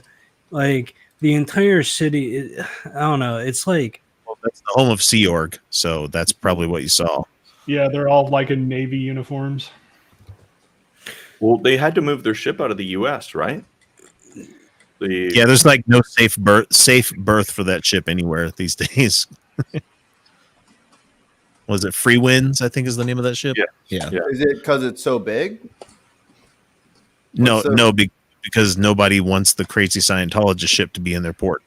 Oh, they have I thought you were talking about the Navy, and they have like a large ship that can only be ported somewhere. You're talking about Scientology. Yeah. They have I didn't even realize it was. I didn't realize it was a Scientology ship. That's interesting. Yeah, that's the one that L. Ron Hubbard would go on, so he can go out in international waters and do all sorts of heinous shit. Oh my God. Now, keep in mind, God, there's a lot of good podcasts you can listen to about L. Ron Hubbard. The best one was from Paul F. Tompkins. Did a series of history podcasts where he pretended to be Jules Verne. And I think that was Jules Verne. And he had Tim Daly playing, God damn it, the guy from Scientology. I fucking just L. Ron Hubbard. And it's like a 2-episode streak, and he talks about the true history of it all, about him living in a mansion with the. Oh God, I am fucking blanking on names tonight. He was in the same compound as the Aleister Crowley. Oh, like they were roommates. Really? Was it Crowley or yeah. Oh wow. They probably bridges every once in a while. So I mean, to be honest, I'd quite like to be Jules Verne. I wouldn't mind, going underneath the sea in a submarine and exploring. Not 20,000 leagues, man. You'd get grounded real quick. But yeah, Aleister Crowley wasn't he the man who threw the evil magician? Yeah, whatever they wanted to say. Killed a cat 9 times to make sure it didn't have 9 lives. That was Rasputin. Well, they were using, according to the story of it, sexual magic to try to bring a succubus into the world. It's just look. We all saw the documentary called Game of Thrones, and those succubuses. Documentary. That was a little body person thing she had going on down there. It was weird. That's fact. Because I saw it on TV. I thought a succubus was a small plant. No, you're thinking of a succulent. Okay, all right. And the male version is a 90s punk band. Yeah. Well, I've learned something tonight. Thank you very much, gentlemen. Yeah, I got you, sweet. It's about time somebody got one. I picked that one up. Incubus. I got you. Yep. Good job. Points. Okay, so the podcast I found is called the Dead Authors Podcast. And chapter 45 is the one that Tim Daly is on playing L. Ron Hubbard, and God damn it, it's great. If you want to see a really funny podcast series, there's 11 videos from a guy called Reckless Ben, and he infiltrates Scientology with like the camera glasses and microphones and stuff, and they give up their cell phones when they walk in there, but they have extra devices on them and that, and they go in and they go through the Scientology church service and indoctrination. They're trying to get them to buy books and all this stuff, and they go through the whole method of how Scientology brings people in, and Scientology freaked out on them. They've tried to sue them like 10 times, but is that the one where they caught the guy yelling at an ashtray to like levitate? There was another guy in a different room that was like screaming at an ashtray, trying to get it to levitate.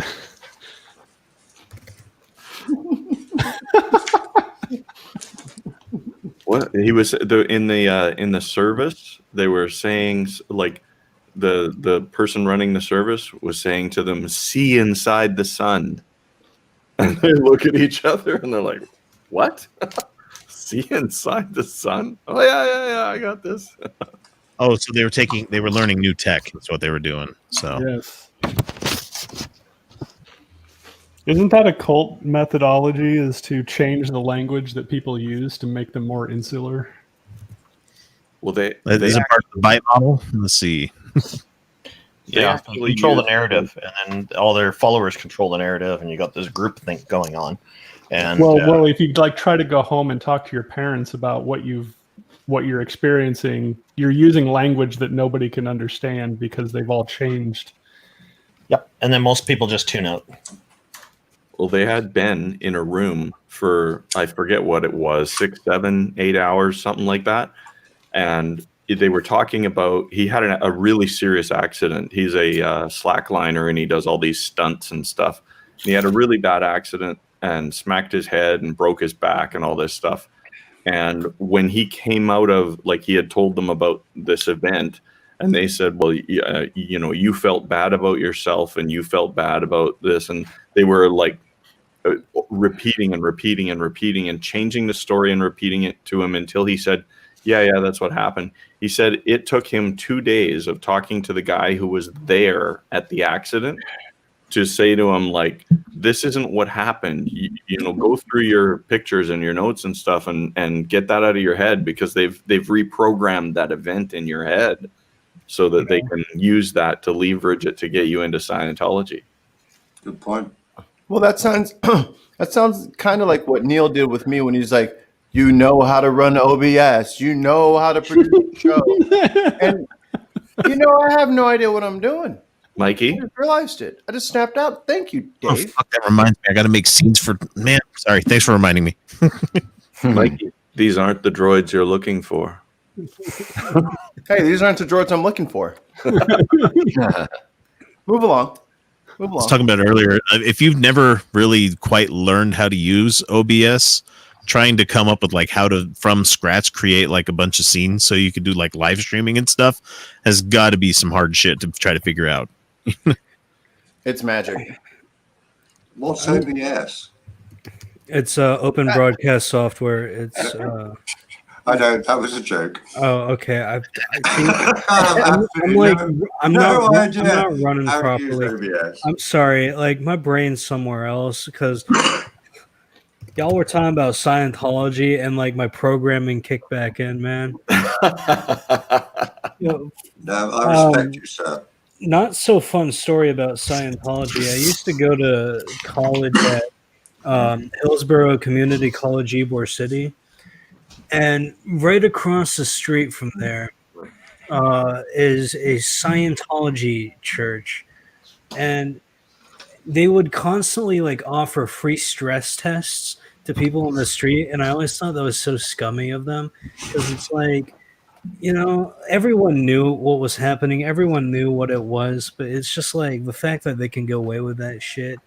And like, it's creepy. Like Scientologists are fucking creepy. I've never met one myself. There's a Scientology center in downtown Vancouver, and the church that I used to go to did a weekend of world religions. So they took some of their own people around to different churches, and that they went to Scientology, a Rastafarian church, and the Mormon church. Really? Dibs on Rastafari, dibs on Rastafari, dibs on Rastafari. Definitely on the edge. Yeah, definitely on the edge. Well, they originally those e-meters were just lie detector tests, and then when Reader's Digest exposed that in a multi-part, multi-issue series, it was shortly after that they modified the lie detector test equipment so it works differently. So does it detect Thetans? Yes. According to them, it does. A bit like the electoral machines, then. I remember when I first heard of Scientology when I was a kid, and I thought, oh, okay, so this one's science-based. I found out very quickly it wasn't, but it was interesting because the name is quite misleading in a way, I think, for a lot of common people. It's more known now thanks to the efforts of the hacker group Anonymous and many, many others, but it's still, I think a name like that is problematic. It is misleading. Have you ever... It always confused me why the hell Scientology used a cross. Well, like when I was younger. It's a X and Y axis. I don't know. I'm trying to think. Just an antenna. But Randolph, I think it's a bit like Freemasonry. You know, it's something that is never really understood. Yeah. Until you get to the top of it, and then you know about it. But if you can't even Fight get Club, into you only it, know about Fight Club when you're in there. You'll never know. Yeah, you know? exactly. Has anyone here ever heard of the Church of Jesus Christ Scientist? Because we have one of those in New Westminster. And have you guys heard of breaking? Have you guys heard of? That's called Christian Science. Have you heard of breaking the first 2 rules of Fight Club? Jesus Christ! What are you doing? You broke the first 2 rules of Fight Club. You don't talk about. So I've argued with a Mikey. You just lost the game. Yeah, we're talking about Fight Club right now, so we already broke. Oh, see. I've argued with Christian I'm not in Fight Club before, and like they're so fucking annoying to deal with because like the whole notion of praying illness away just irks me.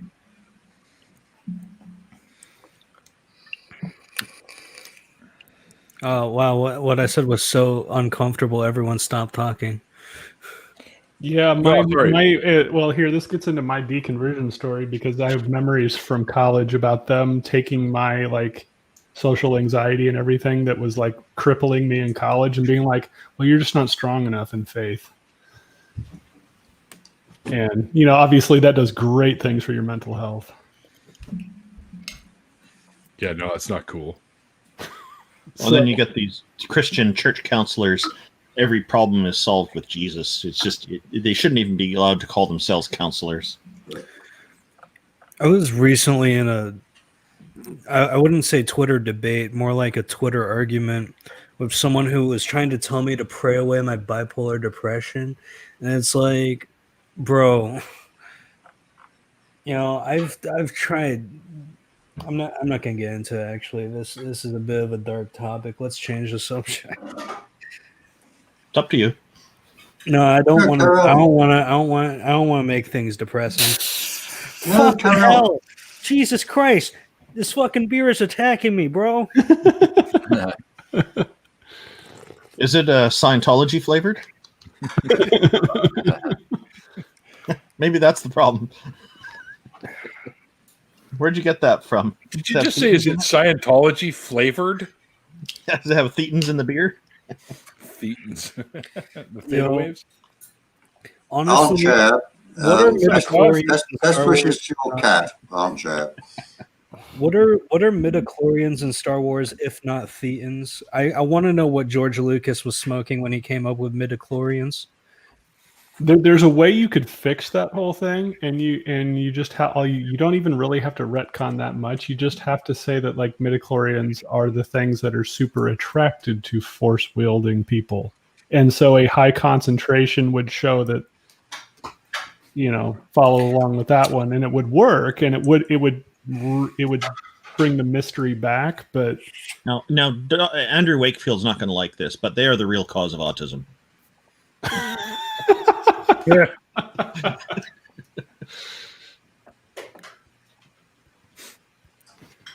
What's with all the awkward stuff? Are you guys like tired now or something? No, we just think that everything's blanking out and internet lag problems or something. Yeah, no, I went to go grab some dessert. No, that's a good excuse. I'll take that one. I'm eating mint chocolate chip ice cream. Oh, gelato. Okay, that's fine. I got a fat bomb. Trying these new honeycomb potato chips. They're actually really good. Randolph, are you fluent in Mandarin? I'm not fluent. I want to be. I'm not fluent though. Looking at recipes for a mango salsa so I can use that as a topping instead of coleslaw. Oh, that's cool. Yeah. Mango what? These are mango salsa. Mango salsa on Irish guacamole. I mean, I'm sorry, guacamole. You're a madman. Actually, the coleslaw would be jalapeno coleslaw. I don't think they grow mangoes in Ireland for some reason. No, well, that's the guacamole. Not mangoes are fun to pick. I picked mangoes when I lived over in Israel on the kafar that I lived at. I picked them for a couple of months. I think I was working in mangoes, and the sap from the tree is acidic. Like it's not like the alien. You slice open it, spews blood or spews acid. Xenomorph blood. No, it's not xenomorph blood. Yeah. I should have just said that. But hi, Jenna. There's space in here if you'd like to come in. Because apparently Oz doesn't want to. He's too cool. Come on in. The water's fine. Oh no, Oz says he does want to. That just popped up. My bad, Oz. That was awesome. That was an awesome voice. I'm going to let Oz in here for a bit too. Anyways, what I was saying is I worked in the mangoes, and we thought it would be fun to pick the mangoes, and when you you have to clip them with these little clippers. So you go like this, and they make you wear gloves, okay, because it'll stain you. It'll actually burn you. So we used to flick it at each other. We'd clip and then flick and try and get it on the face. And I hit my buddy Isaac right there on the cheek, and forever now, till now, he'll have it forever till he expires. He's got a little brown mark from the acid. The mango wound. So back in the Israel days. He's got a permanent memory of you, whether he likes it or not. Exactly. I have one on my arm because Lee hit me on the arm. I used to pick apples in Somerset in England, Neil, and they paid us some cash, but most of it was actually paid in cider. Yeah. My man. Got me. No, I thought about making some cheap ass apple cider, where you just get the apple juice and put like a 5-pound bag of sugar in it and then just put some yeast in it. Yeast drinking like that. Some prison swill that you got. Oh, some Pruno. Yeah, it's pretty good. If you've never had scrumpy. Do you have to suitcase that? Do you have 5% cider? It's probably actually 7% alcohol cider. You got to try that. Do you have to suitcase that stuff around to get it in and out of prison, or is it pretty freely traded? Yeah, you don't need to put it in the prison pocket. I would highly suggest you don't do that. Well, I've actually never been in prison, so I wouldn't know. We're gonna have Oz will pop in here for a couple minutes, anyways, because he wants to shill out your thing on there, Randolph, that you're doing there. Oh, yeah, he's gonna pop in here. Which one? I don't know. He said he was going to shill something out. Fantastic. About a debate. All right. Oh, an upcoming. Yeah, I've got two debates coming up. Looks like I'm going to be on Godless Granny's channel too at some point. And I'm going to be on YFN Atheist's channel. Yeah, that's what he said right here. Hey, okay. Oh, this Oz, the big one, the well-known one. I don't have Oz on Twitter for some reason. Is his name not Oz? I sent him a link. I sent it to the Tart account. Oz. Oh, that's why. Oz, if you go to my YouTube channel, you'll see a playlist there called Upcoming Debates. And both the debates are listed in there because you got your YouTube stuff up and early and well organized ahead of time. So I'm able to include it in the playlist. I'm just going to clear something up for the chat. I saw that Jenna wants to come into.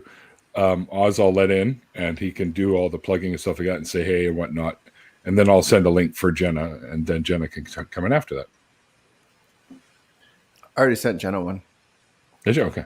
Yeah, I was like typing. The race is on. I was typing fiercely O-Z. No.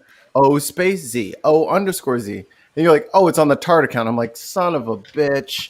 That makes way more sense.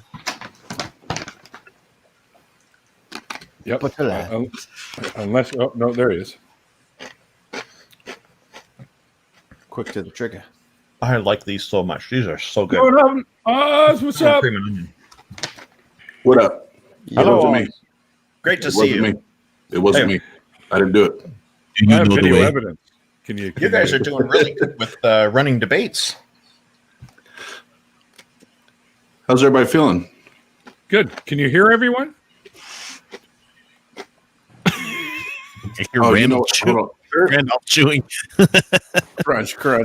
So I know what I did because I had I was listening to like 3 different things at once, and I just realized I still had all 3 things going. I'm like, there can't be this many fucking people talking at once. No, it was just on 3 different platforms. So now I can hear everybody. How's everybody doing? Good. Yours really good. I was just saying that the Tart channel is doing really great with hosting debates lately. Oh, thank you. Yeah, that's we're putting a little more energy and effort into that. We've got a ton of great responses on how we structure them and how we do it. Because we do understand some of them need the more serious feel to it, and they need to be treated as such. Other ones are a little more fun. We do kind of the WWE style, where it's a 2-on-1, and you never know. There might be somebody coming down the aisle. If it's 2-on-1. Shit, here comes the chair. So on those, you just don't know. You don't know what to expect, but but that's the fun of it. We need to be able to have the serious ones, but also other ones. We just need to be able to let us be entertained. Let us have fun and be entertained.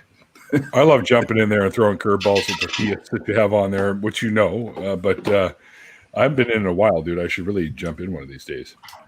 Yeah, absolutely. Just let me know. I'll let you come in and bring you can bring the chair or the hammer or I want was it the ladders and something match or whatever? Yeah, what was the chairs, ladders, and something match? TLC. Yeah. Give me a Matt Powell and a Hell in a Cell match. What? Yeah, we can do Hell. We can do Hell in a Cell, but I want to be able to. I want to be able to single-handedly pick the opponents for the Hell in a Cell, and make sure that those there's people some tarts here. Look at Star Trek tarts. Oh, little turdy tarts. If you guys are going to be making like all these wrestling analogies, I'm coming in there with Sacco, talking to myself and drooling slightly. Oh, hell yeah. I love Sacco. Hell yeah. Mankind was like my favorite for so long. And everyone's like, ew. I'm like, but that's what's so ill. Yeah, I liked him when he was Dude Love. anything Mick Foley, I love. Did you guys? Sorry, go ahead. Sorry, Oz. No, you're good. I was gonna say anybody that can recreate and rebrand and then regenerate another character so many times, you have to respect that. Not just the wrestling game, but again, just the business and entertainment part of it. Like he did it over and over and over again. It's brilliant. But we good, baby. Now, if you guys want to find something to really, I mean, it's base comedy. It's just stupid fucking humor. Go out and watch the Insane Clown Posse Stranglemania series, at least the first one, because you have Mick Foley as Cactus Jack fighting Terry Funk in a barbed wire match. And what it is, it's Japanese extreme wrestling, but they dub over it with the guys from ICP just watching it and making their own commentary on the fly. It's fucking ridiculous, but god damn it, it's funny, But I love fucking. I'm ashamed to admit that I've seen it because I used to be an ICP fan. It's funny though. It is funny. You guys were talking about doing a Mystery Science Theater 2000 thing. You should do that, but do it for wrestling. That'd be great. It's going to be Mystery Science Theater 3 Atheists. I'd just like to interject at this point. I think it's amazing how Hulk Hogan has this resemblance to Neil, the 604 atheist. What? Oh, that's old. It's not a good thing. No, look him up. Look him up. Google him. It's amazing. Exactly. He looks like his cousin from Alberta. Comparing anyone to Hulk Hogan is it's an insult. That's where the Heart Boy from Alberta. Yeah. Yep. Wrestler the Heart Foundation. The Heart Foundation. Yeah, we used to get All-Star Wrestling back in the day. Hulk Hogan has a restaurant down here in Tampa. I've never been to it, but it looks so shitty. Where do they serve up ass whoopings? I haven't the faintest idea. If your food is whipping your ass, that there's something wrong in the kitchen. That looks like Macho Man. That's Randy. So I don't know who pulled that picture up, but so just Jeff, part of our TARP platform, he actually, when he goes live to do his own troll call-in shows, he has a T-shirt that has this on the front. I fucking love it. It's an awesome picture. Oh yeah, the Macho Man. Oh yeah, like him as Bonesaw. Oh yeah. Oh my god, Bonesaw. Have you all seen the Randy Savage mod of Skyrim? Or no, not Skyrim. Fallout 4. Have you heard of all of his awesome battle rap fucking albums that he has out about Hulk Hogan? No, me and Miss Elizabeth are gonna put the smackdown on you, brother. Listen, Miss Elizabeth. The best is the Randy Savage mod of Fallout 4 because all the Death Claws turn into Randy Savage and they just. Oh my god!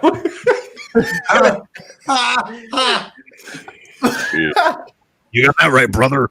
It's a hell yeah, brother. Let me tell you something, Mean Gene. but if I may, and because I do, we have we do, but I have 4 shows in 3 days. So I want to jump on here real quick. And Neil, I appreciate the invite, and I really want to come in to plug and talk about Randolph, if I may, because he's humble and he doesn't talk about himself enough. So I'm going to do it for him. You need to leave the room. Well, you don't have Talks to about himself all the time. I'm with him it. all the time. So. I appreciate it. You don't have to do this, but I appreciate it very much. Thank you. Well, thank you for telling me that I don't have to, but I'm going to. But girls, you're both pretty. Stop. but on the second, if you go to tarp.live, that's our website for the Atheist Roundtable. On the second, Randolph will be debating a gentleman named Zach, and they're going to be debating does God exist? So that's going to be a classic atheist Christian debate. So I'm really looking forward to that, and I'll be the one hosting and moderating that with them. And Randolph and I already have that relationship, so he knows I'm very down the middle, and very fair with both parts. But really excited for that. Yeah, a little history about Zach Seckler is he's started a Christian ministry. Hi, Jenna. And he's a young fellow. He's very nice. I first encountered him on Modern Day Debate. I filled in for another atheist. I don't know who it was who couldn't make it. At the last minute, I filled in. And this is one of those pictures you got to take some time to study to see the subtleties. There's quite a few famous people in it. I see. Yeah. There's he turned out to be a really nice interlocutor, so it's going to be a very pleasant debate. He's telling me offline before this that he wants to convince me that as somebody who doesn't believe in deities, I still do have a burden of proof. So it's going to be quite a conversation, I suspect. So it'll be a real treat. Yeah, and I love that you said that, because I was going to ask you, because I didn't know the background there. On how you guys met. That'll help me even better when we go into the show. And he interviewed me on his Adherent Apologetics channel. He normally interviews theists, and he brought me on to interview an atheist to get perspective. And we got into some thorny topics, including abortion at one point. So it was interesting. Okay. Yeah, and Randolph, offline, send me that so I can review it. That'll help me go into the debate, so I know. I'll send you a list of them. Sure. Yeah, absolutely. So we have that, and I'm looking forward to that. And I can, and this sounds silly, but I think you guys will know. I think most people will understand what I mean when I say this. I can usually tell, or get a good idea of what kind of person that I'm going to be dealing with on screen, and the manner in which they communicate with me via email or messaging, whatever, when we're setting something up, right? And there's some people, even atheists, like as an atheist, there's atheists that I deal with. I'm like, you're just an asshole. You're a fucking dick, Yeah. And we got to go, we got to go through that. But the one thing I'll say in dealing with Zach and Randolph's just always been an asshole. But with Zach, I should have a debate about that. Maybe I'll just not show up at the last minute. Someone else can fill in for me. Yeah. No, Randolph's always been amazing. But Zach, through the whole process, has been very gracious and appreciative and humble through the whole thing.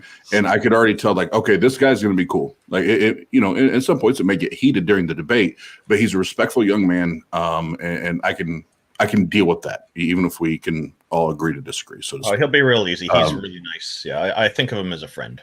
What day is that on, that debate? Have you scheduled it yet? Yep, that's on this. Yep. Go ahead. Yep, no, go ahead, Randolph. It's your debate. Go ahead.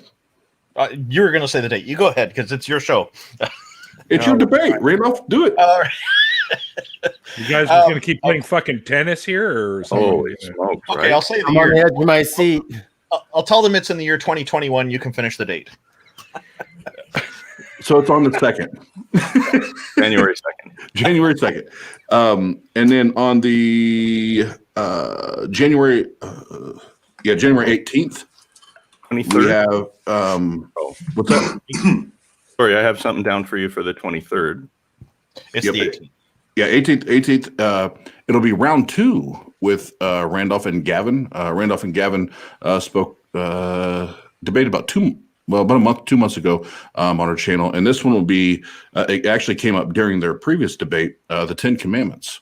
Right. They're going to be debating that and having that conversation, and again, both of them are very respectful, and those are the type of people we want on our channel. It's not going to turn into a shit show every time, and a dumpster fire, and actually be able to have fun and have a good dialogue.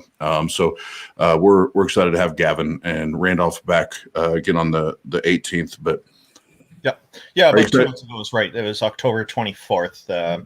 The subject was, is God a moral monster? And in that debate with Gavin Herleman, and Rage is quite familiar with this guy. So Rage has some interesting things to say about all this debate that occurred, but the Raging Atheist. But Gavin, my interlocutor on that, he and I started at one point getting into the 10 Commandments, but we didn't have time to really go into it. And I made a comment that I take issue with all 10 of them. So he wanted to have a round two where we discussed this, and I said, yeah, sure, that's a great idea. Let's do that. And that's where we are on the 18th. We're going to be going over the 10 Commandments.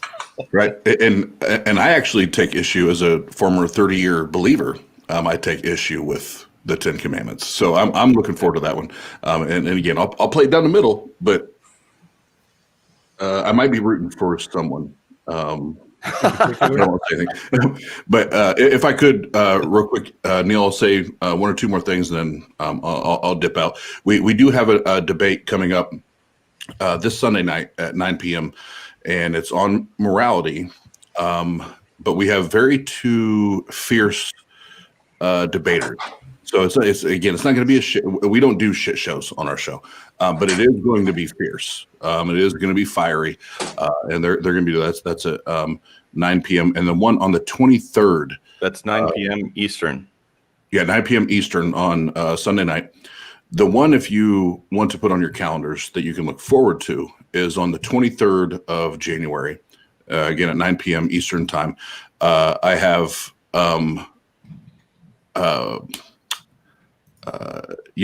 Gallows Engineer. Sorry, it left me from it. Gallows Engineer, and then Jason from Dragons and Genesis. He's gonna be joining us, and then my buddy Ricky, awesome.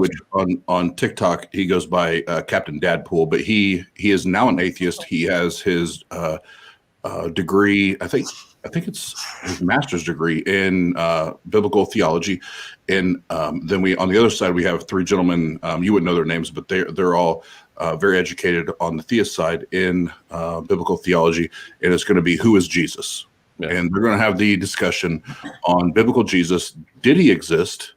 And if he did exist, was it what we read in the Bible, or was it just a compilation of different characters, or did it just never happen? So that's the one that I'm most excited about, because I've been spending a lot of my time studying that here lately. So now, I just wanted to point out that for those who are on metric, 9 p.m. is 2100 hours. Those here on metric. Time isn't metric. I like military time. As you guys had Dadpool on, was it last week or the week before? Last week. Yep, last week. So he did a really good show with you guys. I really like that. And you also have stuff going on this Saturday at 9 Eastern with Greg. Yep. Oh man, So Friday night we have Atheist prime time down here. Yeah, I was about to say Simply Secular. When he's in the house, I know I got to have my schedule on. So Friday night. I wanted to plug your show. I'm gonna watch it. Yep. No, and Simply Secular is always there. We appreciate it, and we have two of his videos for Murder Shed Steve that we've been waiting for the right time to throw those in. So those you just don't never know. We're all about timing at TAR. Don't have to. They were just for fun. Oh no, they're coming. They're coming. Don't you worry about that. But Friday night we have Biff Saunders. If you guys don't know who this gentleman is, he is just quickly self-proclaimed Christian prophet, faith healer, archangel. Why the fuck is he not in the hospital right now? Talks to dead people, like all this shit. He'll be there Friday night. That's going to be a blast. That's going to be a blast. That's going to be great. If you need to listen to something, Friday night's the night. But then, Greg will be on with us Saturday night. That'll be more of our normal, what you would expect out of a normal Tart Live show, where it's more of the SE, epistemic type, Socratic method type questions. And then Monday night we'll be back full effect with the live call-in show. So, is there ever a chance that you would expand your debate outside of the theocratic? Absolutely. Universe? Absolutely. You should bring Irish Sweet on for some economic debate stuff. He's that'd be right up his alley.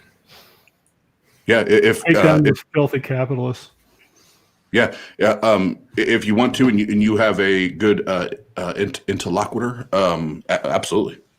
I just don't. In the platform I'm on and where I invest all my energy and time, I just don't meet those people. So if you have that and you want to line it up, I would be happy to host it. Okay. I just don't know of anybody who wants to debate me. Yeah, all the capitalists I know are just Ayn Randers. I might know somebody. I'll contact you privately. Oz, I just want to say I really appreciate everything that you guys are doing with TART, the Atheist Roundtable. It's fantastic. I appreciate it, and I really like that you're providing neutral ground for these debates. This is fantastic what you guys are doing. So keep up the great work, and a special note of appreciation to Jeff for all his trolling efforts, as I've done absolutely in the past. I really think he's great at it. Yeah. Jeff is the ultimate troll, and I'll say this, and if you guys have other questions for me, cool. If not, I'll go back in oblivion and keep working tonight. But I probably got the best. I have one. I probably got not the best, one of the best, or one of the greatest compliments last night. Now being a former Christian and a pretty hardline atheist at this point, especially when it comes to Abraham and God. But I had somebody message me last night, and they said, Oz, I really appreciate your approach on the shows, and whether it's the debates or the call-in shows, or whatever, that you're just like, you're cool, you're calm, you're collected, and even if it seems like somebody should be pissing you off, you keep your shit together, And he said you actually perform more like a Christian than all the Christians that you talk to. And when they said that, I was like, I think that's a compliment, and I'm going to take it as a compliment because I know that's how you intended it. But when you get that from the Christians that are really searching and really trying to figure out what truth is, and there's a reason they're on your channel. Like, Christians don't keep coming back to atheist channels if they're not questioning, if they're not asking, if they're not wondering, they're not being skeptical. I've often thought that myself. When they keep coming back like that, that's a sign. So the fact that person took the time out of their day, other night, whatever, and messaged that those are, as atheist content creators, those are the messages we should live for. So I was grateful for that. Right on. I had one question for you. When are you going to come and co-host with Jenna and I on the nonprofits? Whenever you invite me, you know better than that. Well, you don't talk to me, man. Talk to Johnny Angel. Yeah, Johnny P. Angel. I got a question for you, Oz. I'll tell you what. I can get him in touch with you. How about that? I was about to say, you tell me who to talk to, and I'll talk to him. Yeah. Hey, Oz. He's not on Twitter. You're on Facebook, so look him up there. Quick question for you. Did Murder Shed Steve leave this here? Oh, my God. Maybe he was like his. It's got a little notch out of it there. I think he got some bone on it. Oh, Dave, he wasn't supposed to leave that there. Yeah, I thought so. Well, he was up in Canada, and we didn't get a chance to go for beers. He's getting sloppy. You wouldn't happen to have any super strong acids just sitting around, Dave, because if you could just drop that into a bucket of it, that'd be great. You obviously haven't seen the video. Oh God! Oh no! But it was great to talk to you guys, and Mikey, I feel like you're just in a little square. I can't really see you, but it's good to see you. The little bit that I can see there. You're large, man. Oh, there you go. Large. There you go. Now I can see you. Damn, boy. And big boy. It's Big Mikey. Mikey just extends to his screen. And Jenna, I've yet to meet you. I'm Oz from the Atheist Roundtable, but That's I'm sorry I jumped in and kind of caused a disruption there. But I definitely want you to be able to speak. But good to meet you, good to see you, and hopefully get to hear more of your story. Of course, nice to meet you too. Oz, bring her on the show. You guys weren't listening to that, were you? Because that would be eavesdropping. No. Actually, that was great. No, Mr. Gandalf, I wasn't dropping no E's. Oh, what? Sweet over here dropping bars now? Sweet over here dropping bars? What are we doing? But before I dip, always 2 points. Before I dip out, Neil, were you able to get a hold of Justin from Surreal to Real? I have not yet. Oh. Okay. Yeah. Okay. You guys will fucking love him. He's a riot. He's awesome. And you guys have Kay over there now, who's doing a hell of a job with you guys. Kay Nevs? Yeah. She's a boss. She's a boss. Yep. Like a boss. We made that clear. Yep.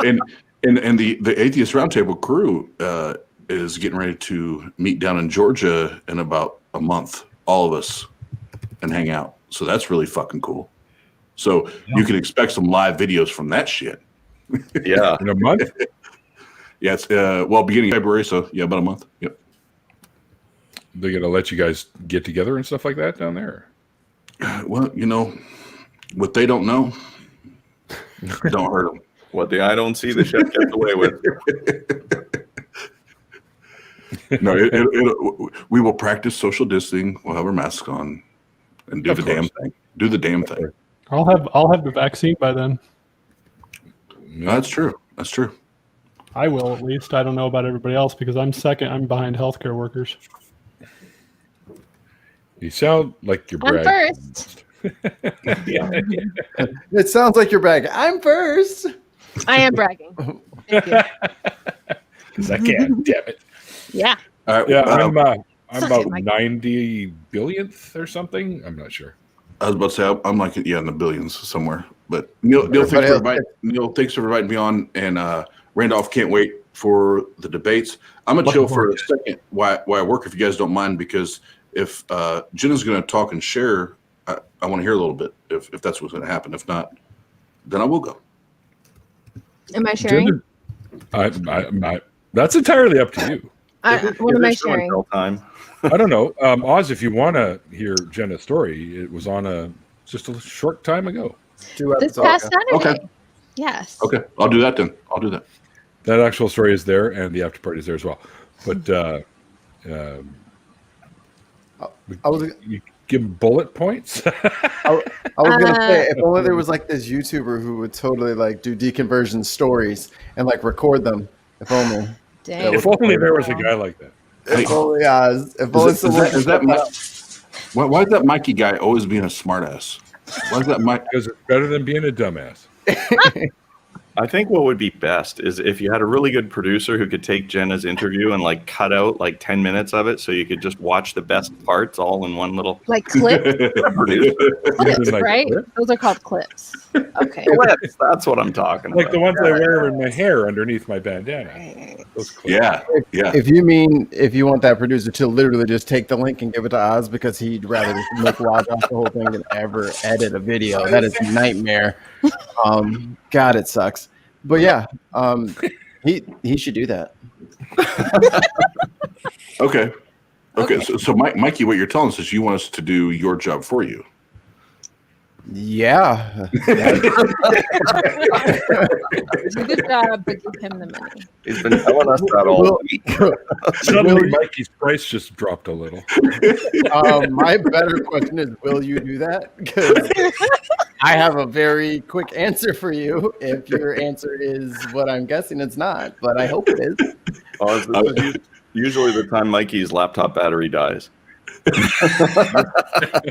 Now that you say that, you got me paranoid.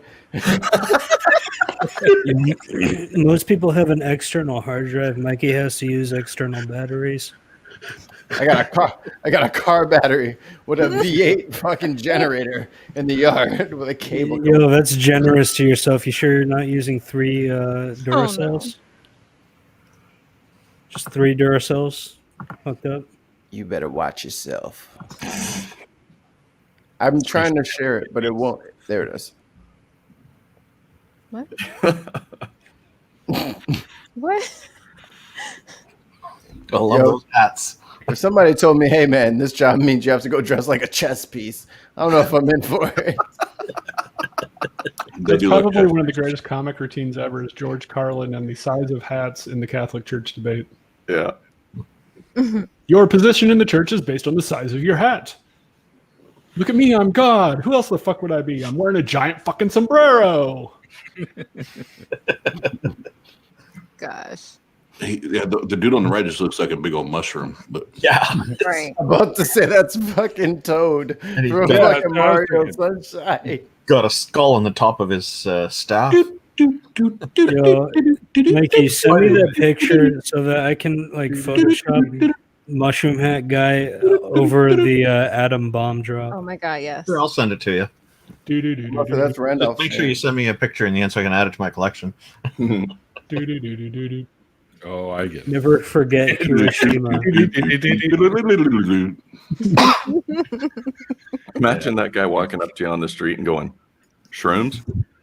I bet you he's got the best shrooms. All right, y'all. Again, Randolph, thank you. And Neil, thanks for getting me on. And all y'all, thanks for listening to my dumbass. I'm going to get back to work. And Mikey, as always, I can't see you. Thank you, Oz. Hey, Oz, love your work. You, Pat, Ben, Love what you do. Keep going. the whole gang over there are doing a hell of a job. Thank you. Thank you, guys. Love y'all. Love y'all. I'll insult him once he leaves. he left. What you want to say? He left. Yeah, let me tell you about. Hey, wait a minute.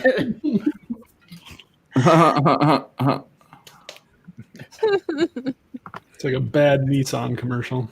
No, I'll see you in your chat later, Oz. You know I'm always in there. All right, get at me, bro. Get at me. I'm usually just making fun of his hat. Which one? Which one? You only have one.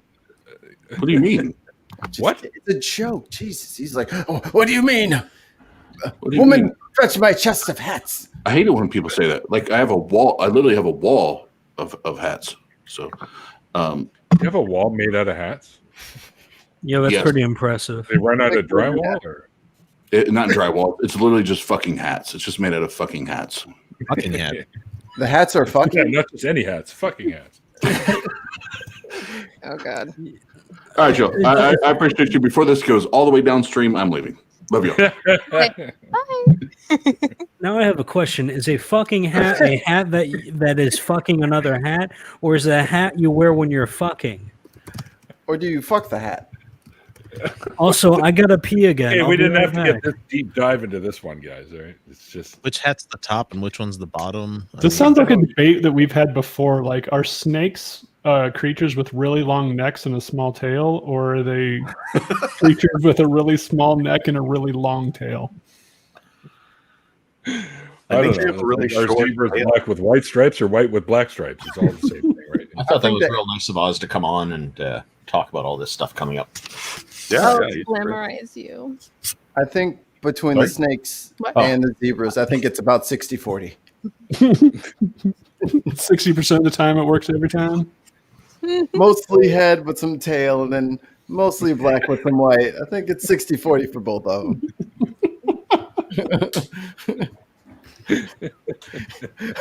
Are zebra stripes tails, or wait? What?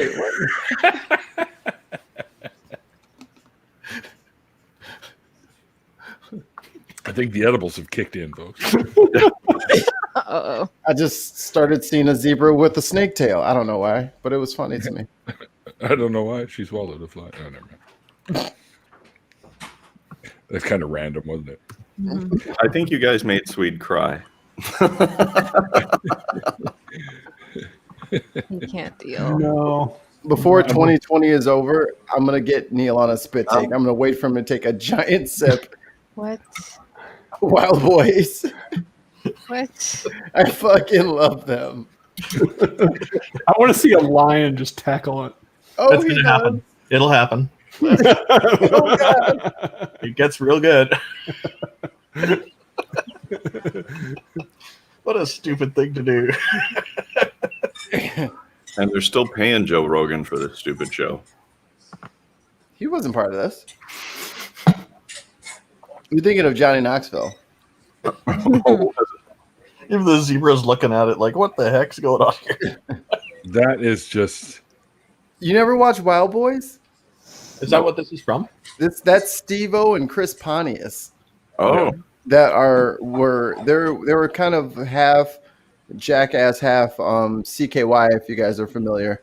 So you can't kill yourself, yeah. Yeah. It's going to be real disappointed when that finds out that's not food. But yeah, all of them used to do like all those stupid stunts and stuff like that. And then MTV gave them that show Wild Boys where they went out there with all the animals and like got stung by bees and hi, I'm Steve-O and I left my thing up there. And it's like his cell phone and it's right next to like a hornet's nest or something like that. It was always something stupid. Yeah. Isn't Steve-O from Florida or some shit? Is he like the true Florida man? Of Florida man. Like, He's top 10 candidate. Man. Top 10 candidate for Florida man. he's a motivational speaker now. What? Really? Yeah, because he talks about his. That is crushing me right now. Fake news. Absolutely crushing me. I'll send that to you. But he talks about because he's been clean for like a decade now, and talks about where he was and how he got to where he was and how he got out of where he was. So he's a very chill, relaxed person now, which is he's got a lot of health issues from those shows. Yeah, I can imagine. Well, it's like Chevy Chase. The guy can barely even like walk anymore because of all the stunts he did on Saturday Night Live. Because like he fell into a table like on every skit, and his back is so bad that he can't even like hardly stand anymore. Yeah, I remember that. He was their resident. He was their fall guy. I see what you did there.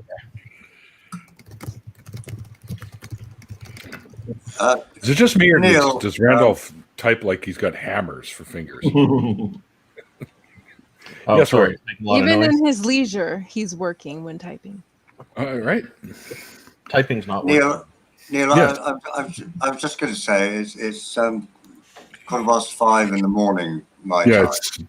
it's stupid o'clock for you. I know. It is. So if you don't mind, Rory, not at all different. It's always a pleasure. Rory, it's always a pleasure to see you. Thank you, Randolph. Nice to meet you. Thank you, everyone. It's lovely to be on, but I'm going to butt out right now. Good night. Good night, sir. Yep.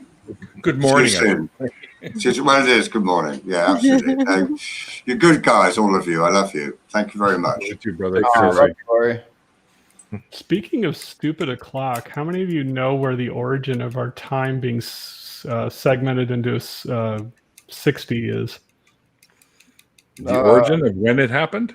The origin of why time is segmented into 60s. 60 minutes, 60 seconds. Yep. Yep. I don't know the answer to this. I was waiting on Jenna to go first, and then I'll go next. Why? Do you know the answer? I do. I'll go right after Jenna. I think. Yeah, but Mikey, Tweed, you're pretty full of random useless shit anyway. So, but Mikey seems to be implying that he three knows the answer. segments on every finger, and you can count those 12 times, and then you have 5 fingers on your other hand. 5 times 12 is. Oh, okay. And this comes from the Achaemenid system. So they weren't using their toes. Okay. Nope. They actually didn't have toes historically.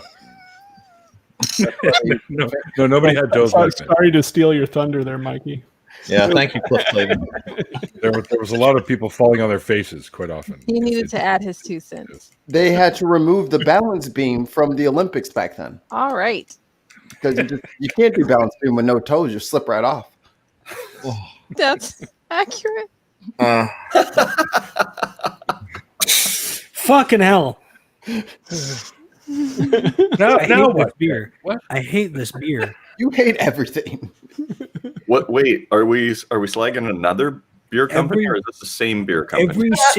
Every single beer from this 4-pack has exploded on me. Is this just a feature with Guinness? I think they're Guinness. I'm sorry, I mean Guinness.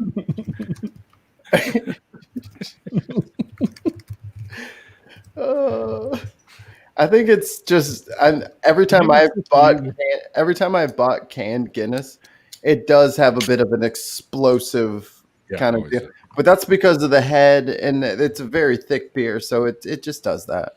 It's your meat and potatoes all in one drink. Drinking Guinness is like drinking bread.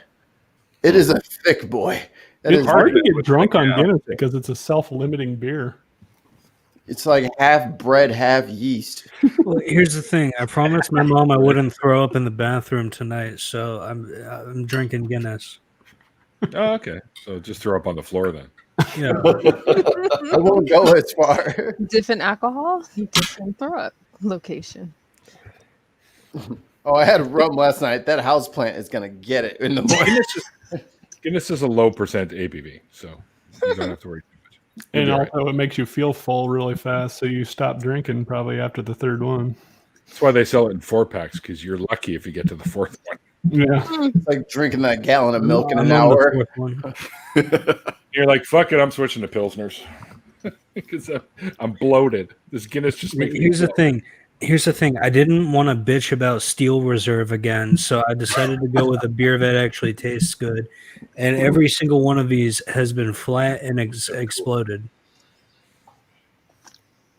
That's good. What you eating, Jenna? Rice and enchilada. Ooh. Do you have enough for the class? No. Yeah, she gave me some. I got a whole plate. Hey, it's COVID time. You're not allowed to share. Except Dave. Yes. You're safe. Did you spray that with Clorox first? We can't just be. You can't hand anybody anything anymore. No, they won't even let us bring donuts to work. Right. That's not true. Oh, where I work, it's true. They won't let us. Well, I'm American, so we don't care.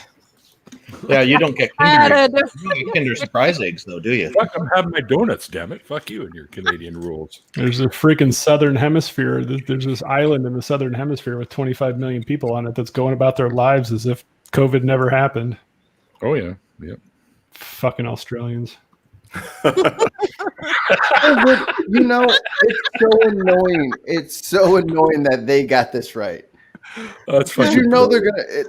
It's like when you have. You're never gonna hear the end of it. Yeah, it's like when the Yankees or the Cowboys win something. You guys and your COVID.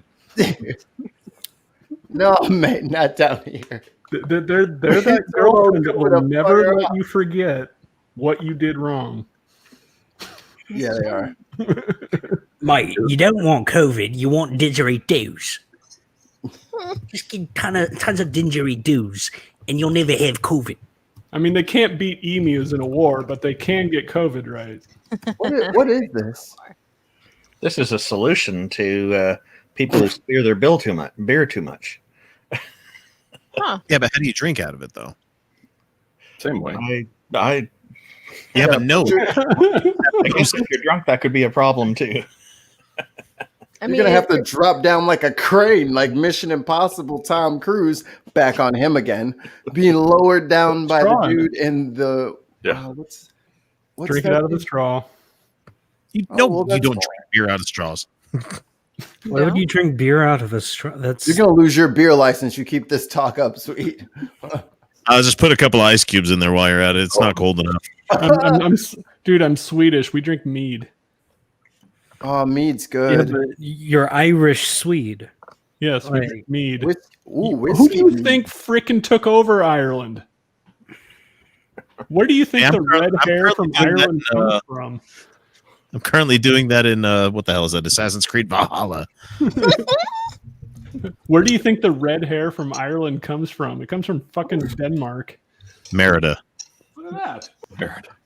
If you had the chance to change your fate, would you?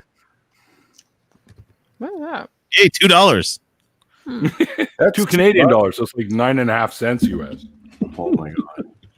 Well, our money's going to be quickly, worth nothing.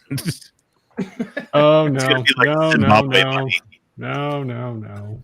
I'm fucking with you, sweet. I don't. No! My ears are bleeding. I've been hearing too many right-wing talking points on this one lately, and I'm just like, no, I don't want to hear it again. Even though I know you're joking, it's no. That's pretty good. That is the best fucking thing I've ever seen. Why Except didn't they? that it's a Heineken can. Yeah, it doesn't even need a caption. It's so good. That does give me a video idea. I do need to write that down. Yes. How every other country bases their fucking money on our money. Oh, there's an echo. Yeah, it's called exorbitant privilege. I thought you were going to make a video about how to make a R2D2 out of a Heineken can. I was like, No, I just may be your normal everyday neighborhood frog, but that sounds like white people to me. There, sweet. Exorbitant. What was it? Privilege. Yeah. Well, as what the U.S. dollar is a lot like the cisgendered white male privilege. That's why I don't carry cash anymore. Oh, okay, thanks. That makes sense. I've had the same cash in my wallet for like 7 months. I don't know if I've said this before to anyone of you guys, but I was talking to somebody else and I brought this up. But there was a news article that came out in February that was warning of a global actual catastrophe because the world was short $10 trillion to be able to clear every single outstanding transaction that was available, and it would actually spike the value of the dollar so hard that it would spiral the entire world into a depression. I remember reading something about that. Unless we printed out 10 trillion to fulfill the need. So they floated the idea of printing the $10 trillion bills that you needed. Yeah. So what if COVID didn't happen, the Fed would have had to have basically kept quantitative easing going with trillions of dollars of creation of U.S. dollars to have that happen. They were talking about printing 10 individual $1 trillion bills and depositing them. I'll take 2. You know how long it would take you to spend $1 trillion? Let me find out. 10 minutes? Easily. Let me find out. Give it to me, and I will try and tell you. Well, it's like the upright. Who's got an echo? God damn it! You. No, I've got. It's someone playing it through their speaker. I mean, I hear it too, and I pointed it out a while ago. I play it through my speaker, but I never have an echo. It's Randolph. There we go. Okay. Tisk, tisk, tisk, Sorry, Randolph. How dare you? I got to work with this guy? You can't even get the echo going here? What the hell? Randolph, how come you're not working? I'm taking a break because this is so much fun. Okay, somebody clip that.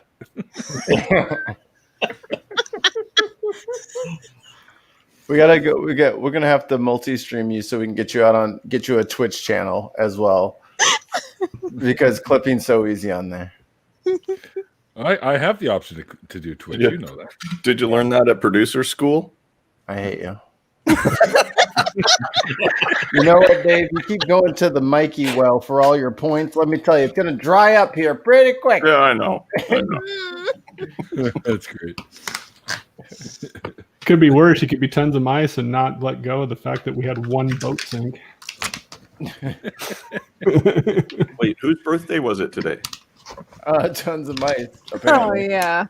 Because I was confused, and it doesn't matter now. Tomorrow is my youngest son's birthday. He turns 3. Oh, wow. Wait. Well, he's got an older brother, so every 3-year-old that I've ever met has been a little T-Rex. They're lovable and they're your favorite, but they are vicious little creatures. No, mine's just vicious. Mine's not lovable or anything. He's just vicious. Sounds like the oatmeal version of a kid then. And we've had to deal with the news lately of them having enlarged aortas and everything, and so we're trying to and then my oldest got to the ENT and is having his tonsils out next month, so that'll be fun. Oof. So yeah, we're dealing with all that shit. That's the ears, nose, and throat doctor. Yep. Yeah. Yep. I need to go. I had my tonsils out, but he literally, my oldest literally just cannot breathe very well when he's sleeping because his tonsils are so big. Whoa. Oh. Wow. Is there a reason we have tonsils? Yeah, they produce antibodies. Yep, they're the first line of defense in your immune system. Oh my God. There, this one's for you, Irish Swede. My youngest is as vicious as a Spino, and my oldest is as lovable as a teddy bear. It's kind of weird that the two personality trait difference. They're only 18 months apart, but man, are they different. Unless they're playing together, then they're sweet as can be. Aunt Jer in the chat saying that today is Dad's birthday. Happy birthday, Aunt Jer's dad. Hooray! Yeah. And take it from me. Sure, you're watching. Treasure your birthday. Very nice.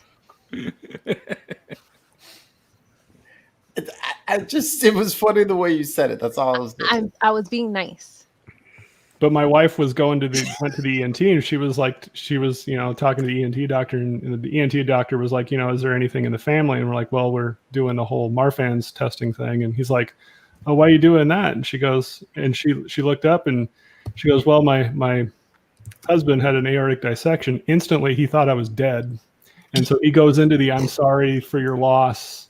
Oh. She's like, no, he lived. And he went, oh, according to her. Yes. Look at the anomaly.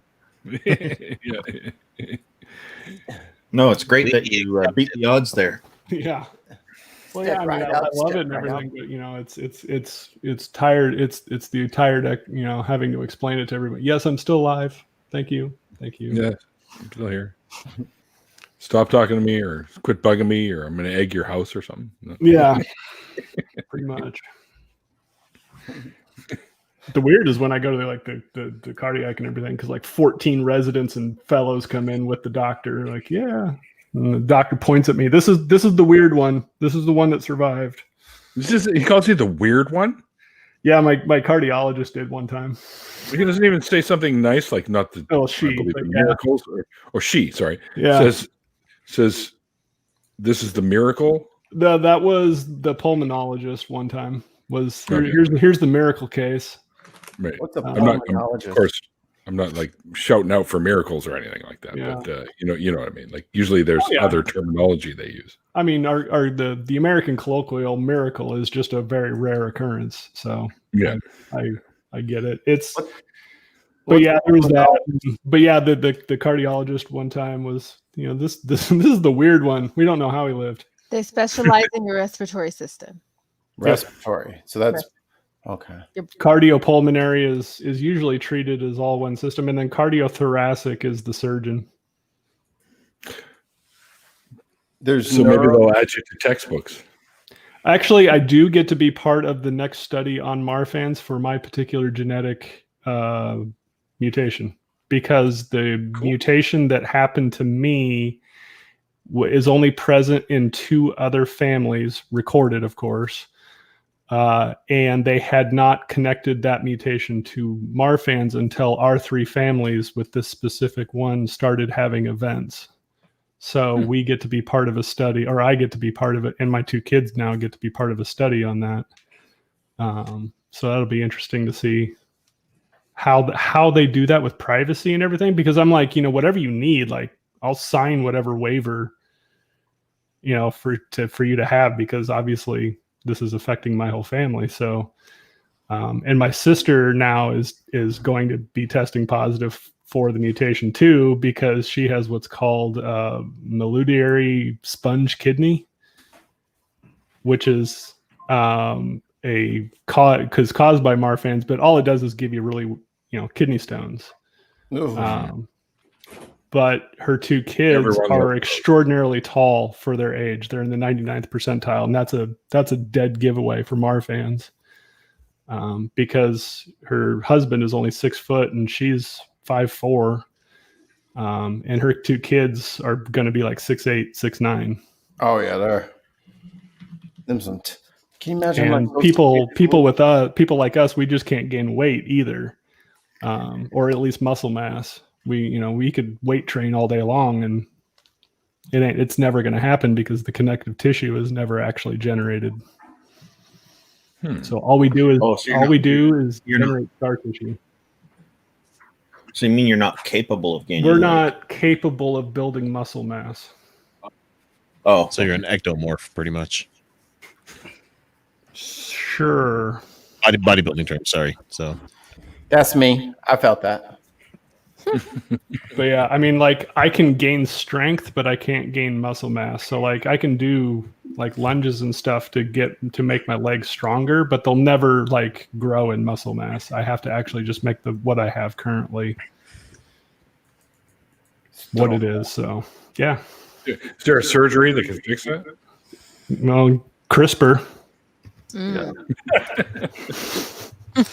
Gene therapy through CRISPR. I mean, we'll do it. I mean, and the stuff that's coming out of Boston Children's right now with sickle cell, 2 patients no longer have to have blood transfusions. Oh wow! With sickle cell because of CRISPR editing of their genes. Did you hear about the I think it's 2 people or 2 cases where they cured diabetes with stem cells? It just came out. The paper just came out last week. Which type?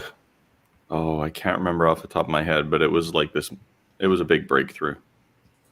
Because one of my friends was really excited about this too, and he's called type 1.1.5.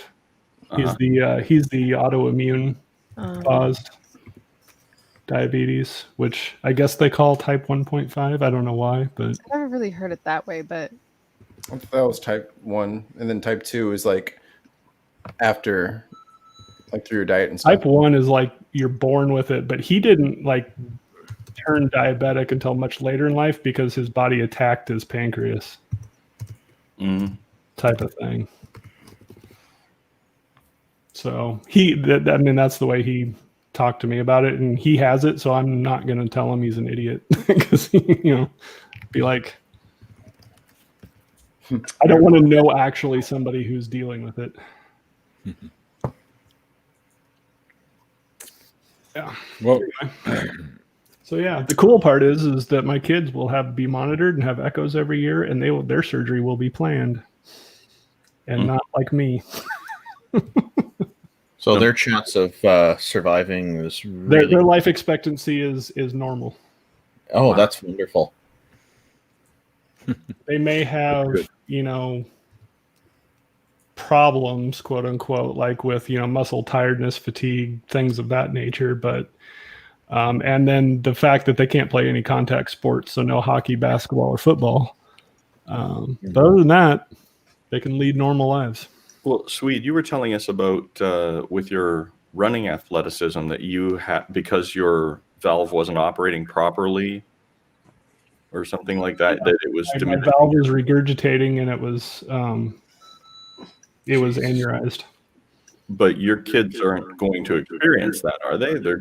They will, but mine, like, there's a point at which it starts draining you, and like once they get to 5.5 centimeter dilation, I think is when they'll get their surgery scheduled. So there would be a noticeable effect, a measurable. So, and I was well beyond 5.5.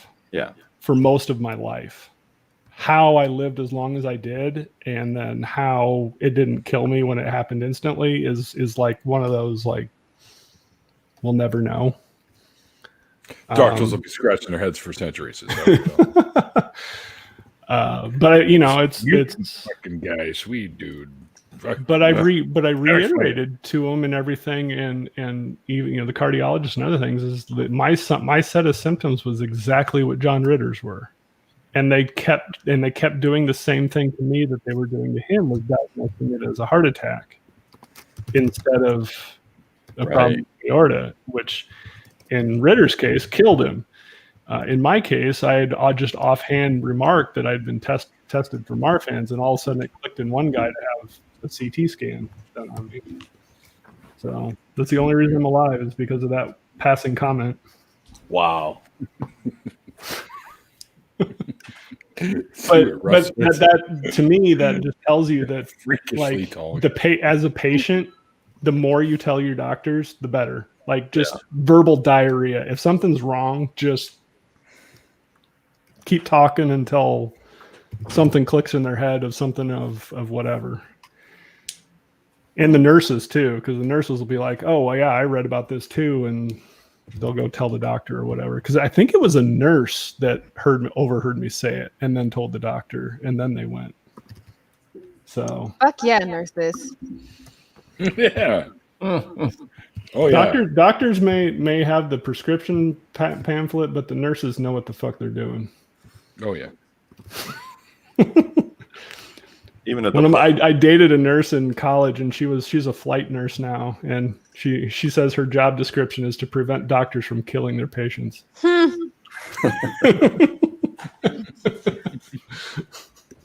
When we were at the blood clinic last night, I told the girl the nurse that I really don't like needles, and she said, "Well, just look away, and I'll do it right now." And she did it, and I was like, "Wow, you're really good at this. Like, I've given blood like 50, 60 times."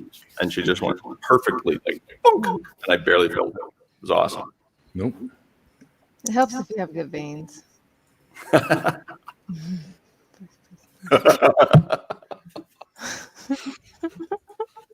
If you see anybody after that. Okay, so who's echoing? Let's see. Are we echoing? Go, but I can mute it if you want to.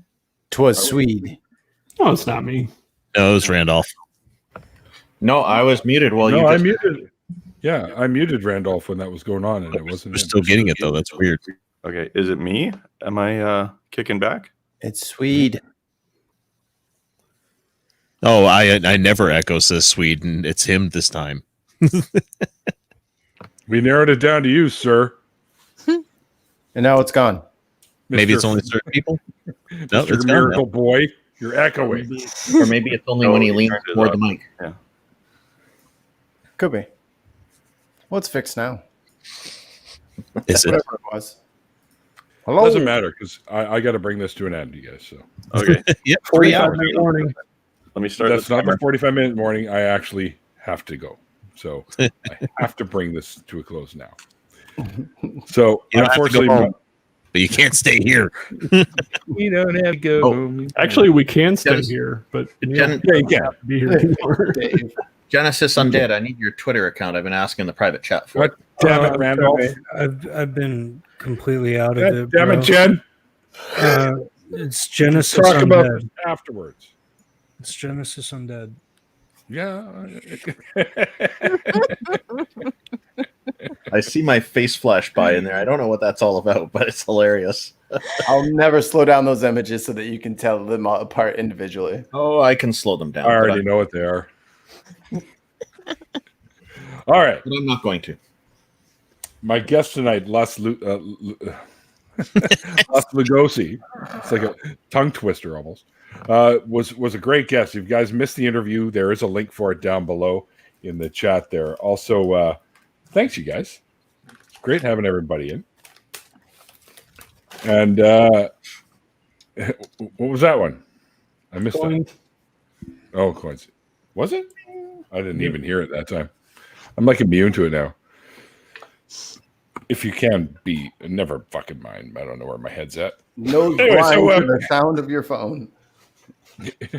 Yeah, it could be. Don't forget that I'm one of the hosts now of the new or rebooted nonprofits, along with Jenna over there. Is also one of the hosts as well. So head over to Nonprofits and give them a sub. Also, Randolph and I, coming up in the new year, the man with the funny glasses, we're going to be starting up our own call-in show called True North Talk. So head over to truenorthtalk.ca. Is that what it is, Randolph? Yeah. And there's a link to the YouTube channel right there if you like. So also go back to the original interview and you can find all the links for my guest tonight, including a book that he wrote, which is actually all about like Dracula and vampires and stuff, but he takes it to a really, really dark place. So check that out. And like the little banner down there says, my new schedule is Tuesdays, Thursdays, and Saturdays instead of the old Mondays, Wednesdays. Thanks to all my patrons. You guys are awesome. Also, if you are interested in becoming a patron, there are links below. You can check out my Patreon, and if you're up for it, you throw me $1 or $2 every month, and that would be awesome. All right, and coming up on Tuesday, December 22nd, I won't actually be doing my show. I'll be on the Empathetic Atheist show, so run over to the channel there, and I don't know if he's got it up yet or not, but it should be a lot of fun. And like I always say at the end of these after parties, with the whole COVID-19 thing going on, but relax, we got vaccines coming, so things are going to get better. I'm first. That's it. Jenna's first. She loves to let us know. Kind of jealous. Sorry. Sorry. Hi, Mikey. So just running that scoreboard down for you guys. Oh, right. I've only got 9. How did I get 4? Huh. Woo-hoo. Yeah, I'm not on my A game tonight. I'm tired. Dave's in the lead. Dave won. Terribly wrong. Congratulations, Dave. Hey, I got 4. That's not bad. I actually got 7. What are you whining about? I was swinging for the fences. I missed more than I hit tonight. I got to work on getting back on defense. You know, they're just blowing right past me. So how come my schedule all the hosts? How come I'm blocked up in the corner here? You're behind my cartoon face. Yeah. No worries, mate. There you go. Thank you. Stick me behind my cartoon face. No one will notice the difference. Anyway, sorry about that, Mikey. My bad. We had to talk up the points there. All right. So with the whole COVID-19 thing going on, remember, guys, to be well and be safe, and above all, be kind. But like I was saying earlier, the vaccines are coming, and like Jenna likes to point out every time, she's first. And we are happy to let her be first, because without people like her, a lot more of us might be lying in a ditch somewhere. So you never know. Anyway, and like the late, great Carl Sagan once said, extraordinary claims require extraordinary evidence. And we'll see you guys next time.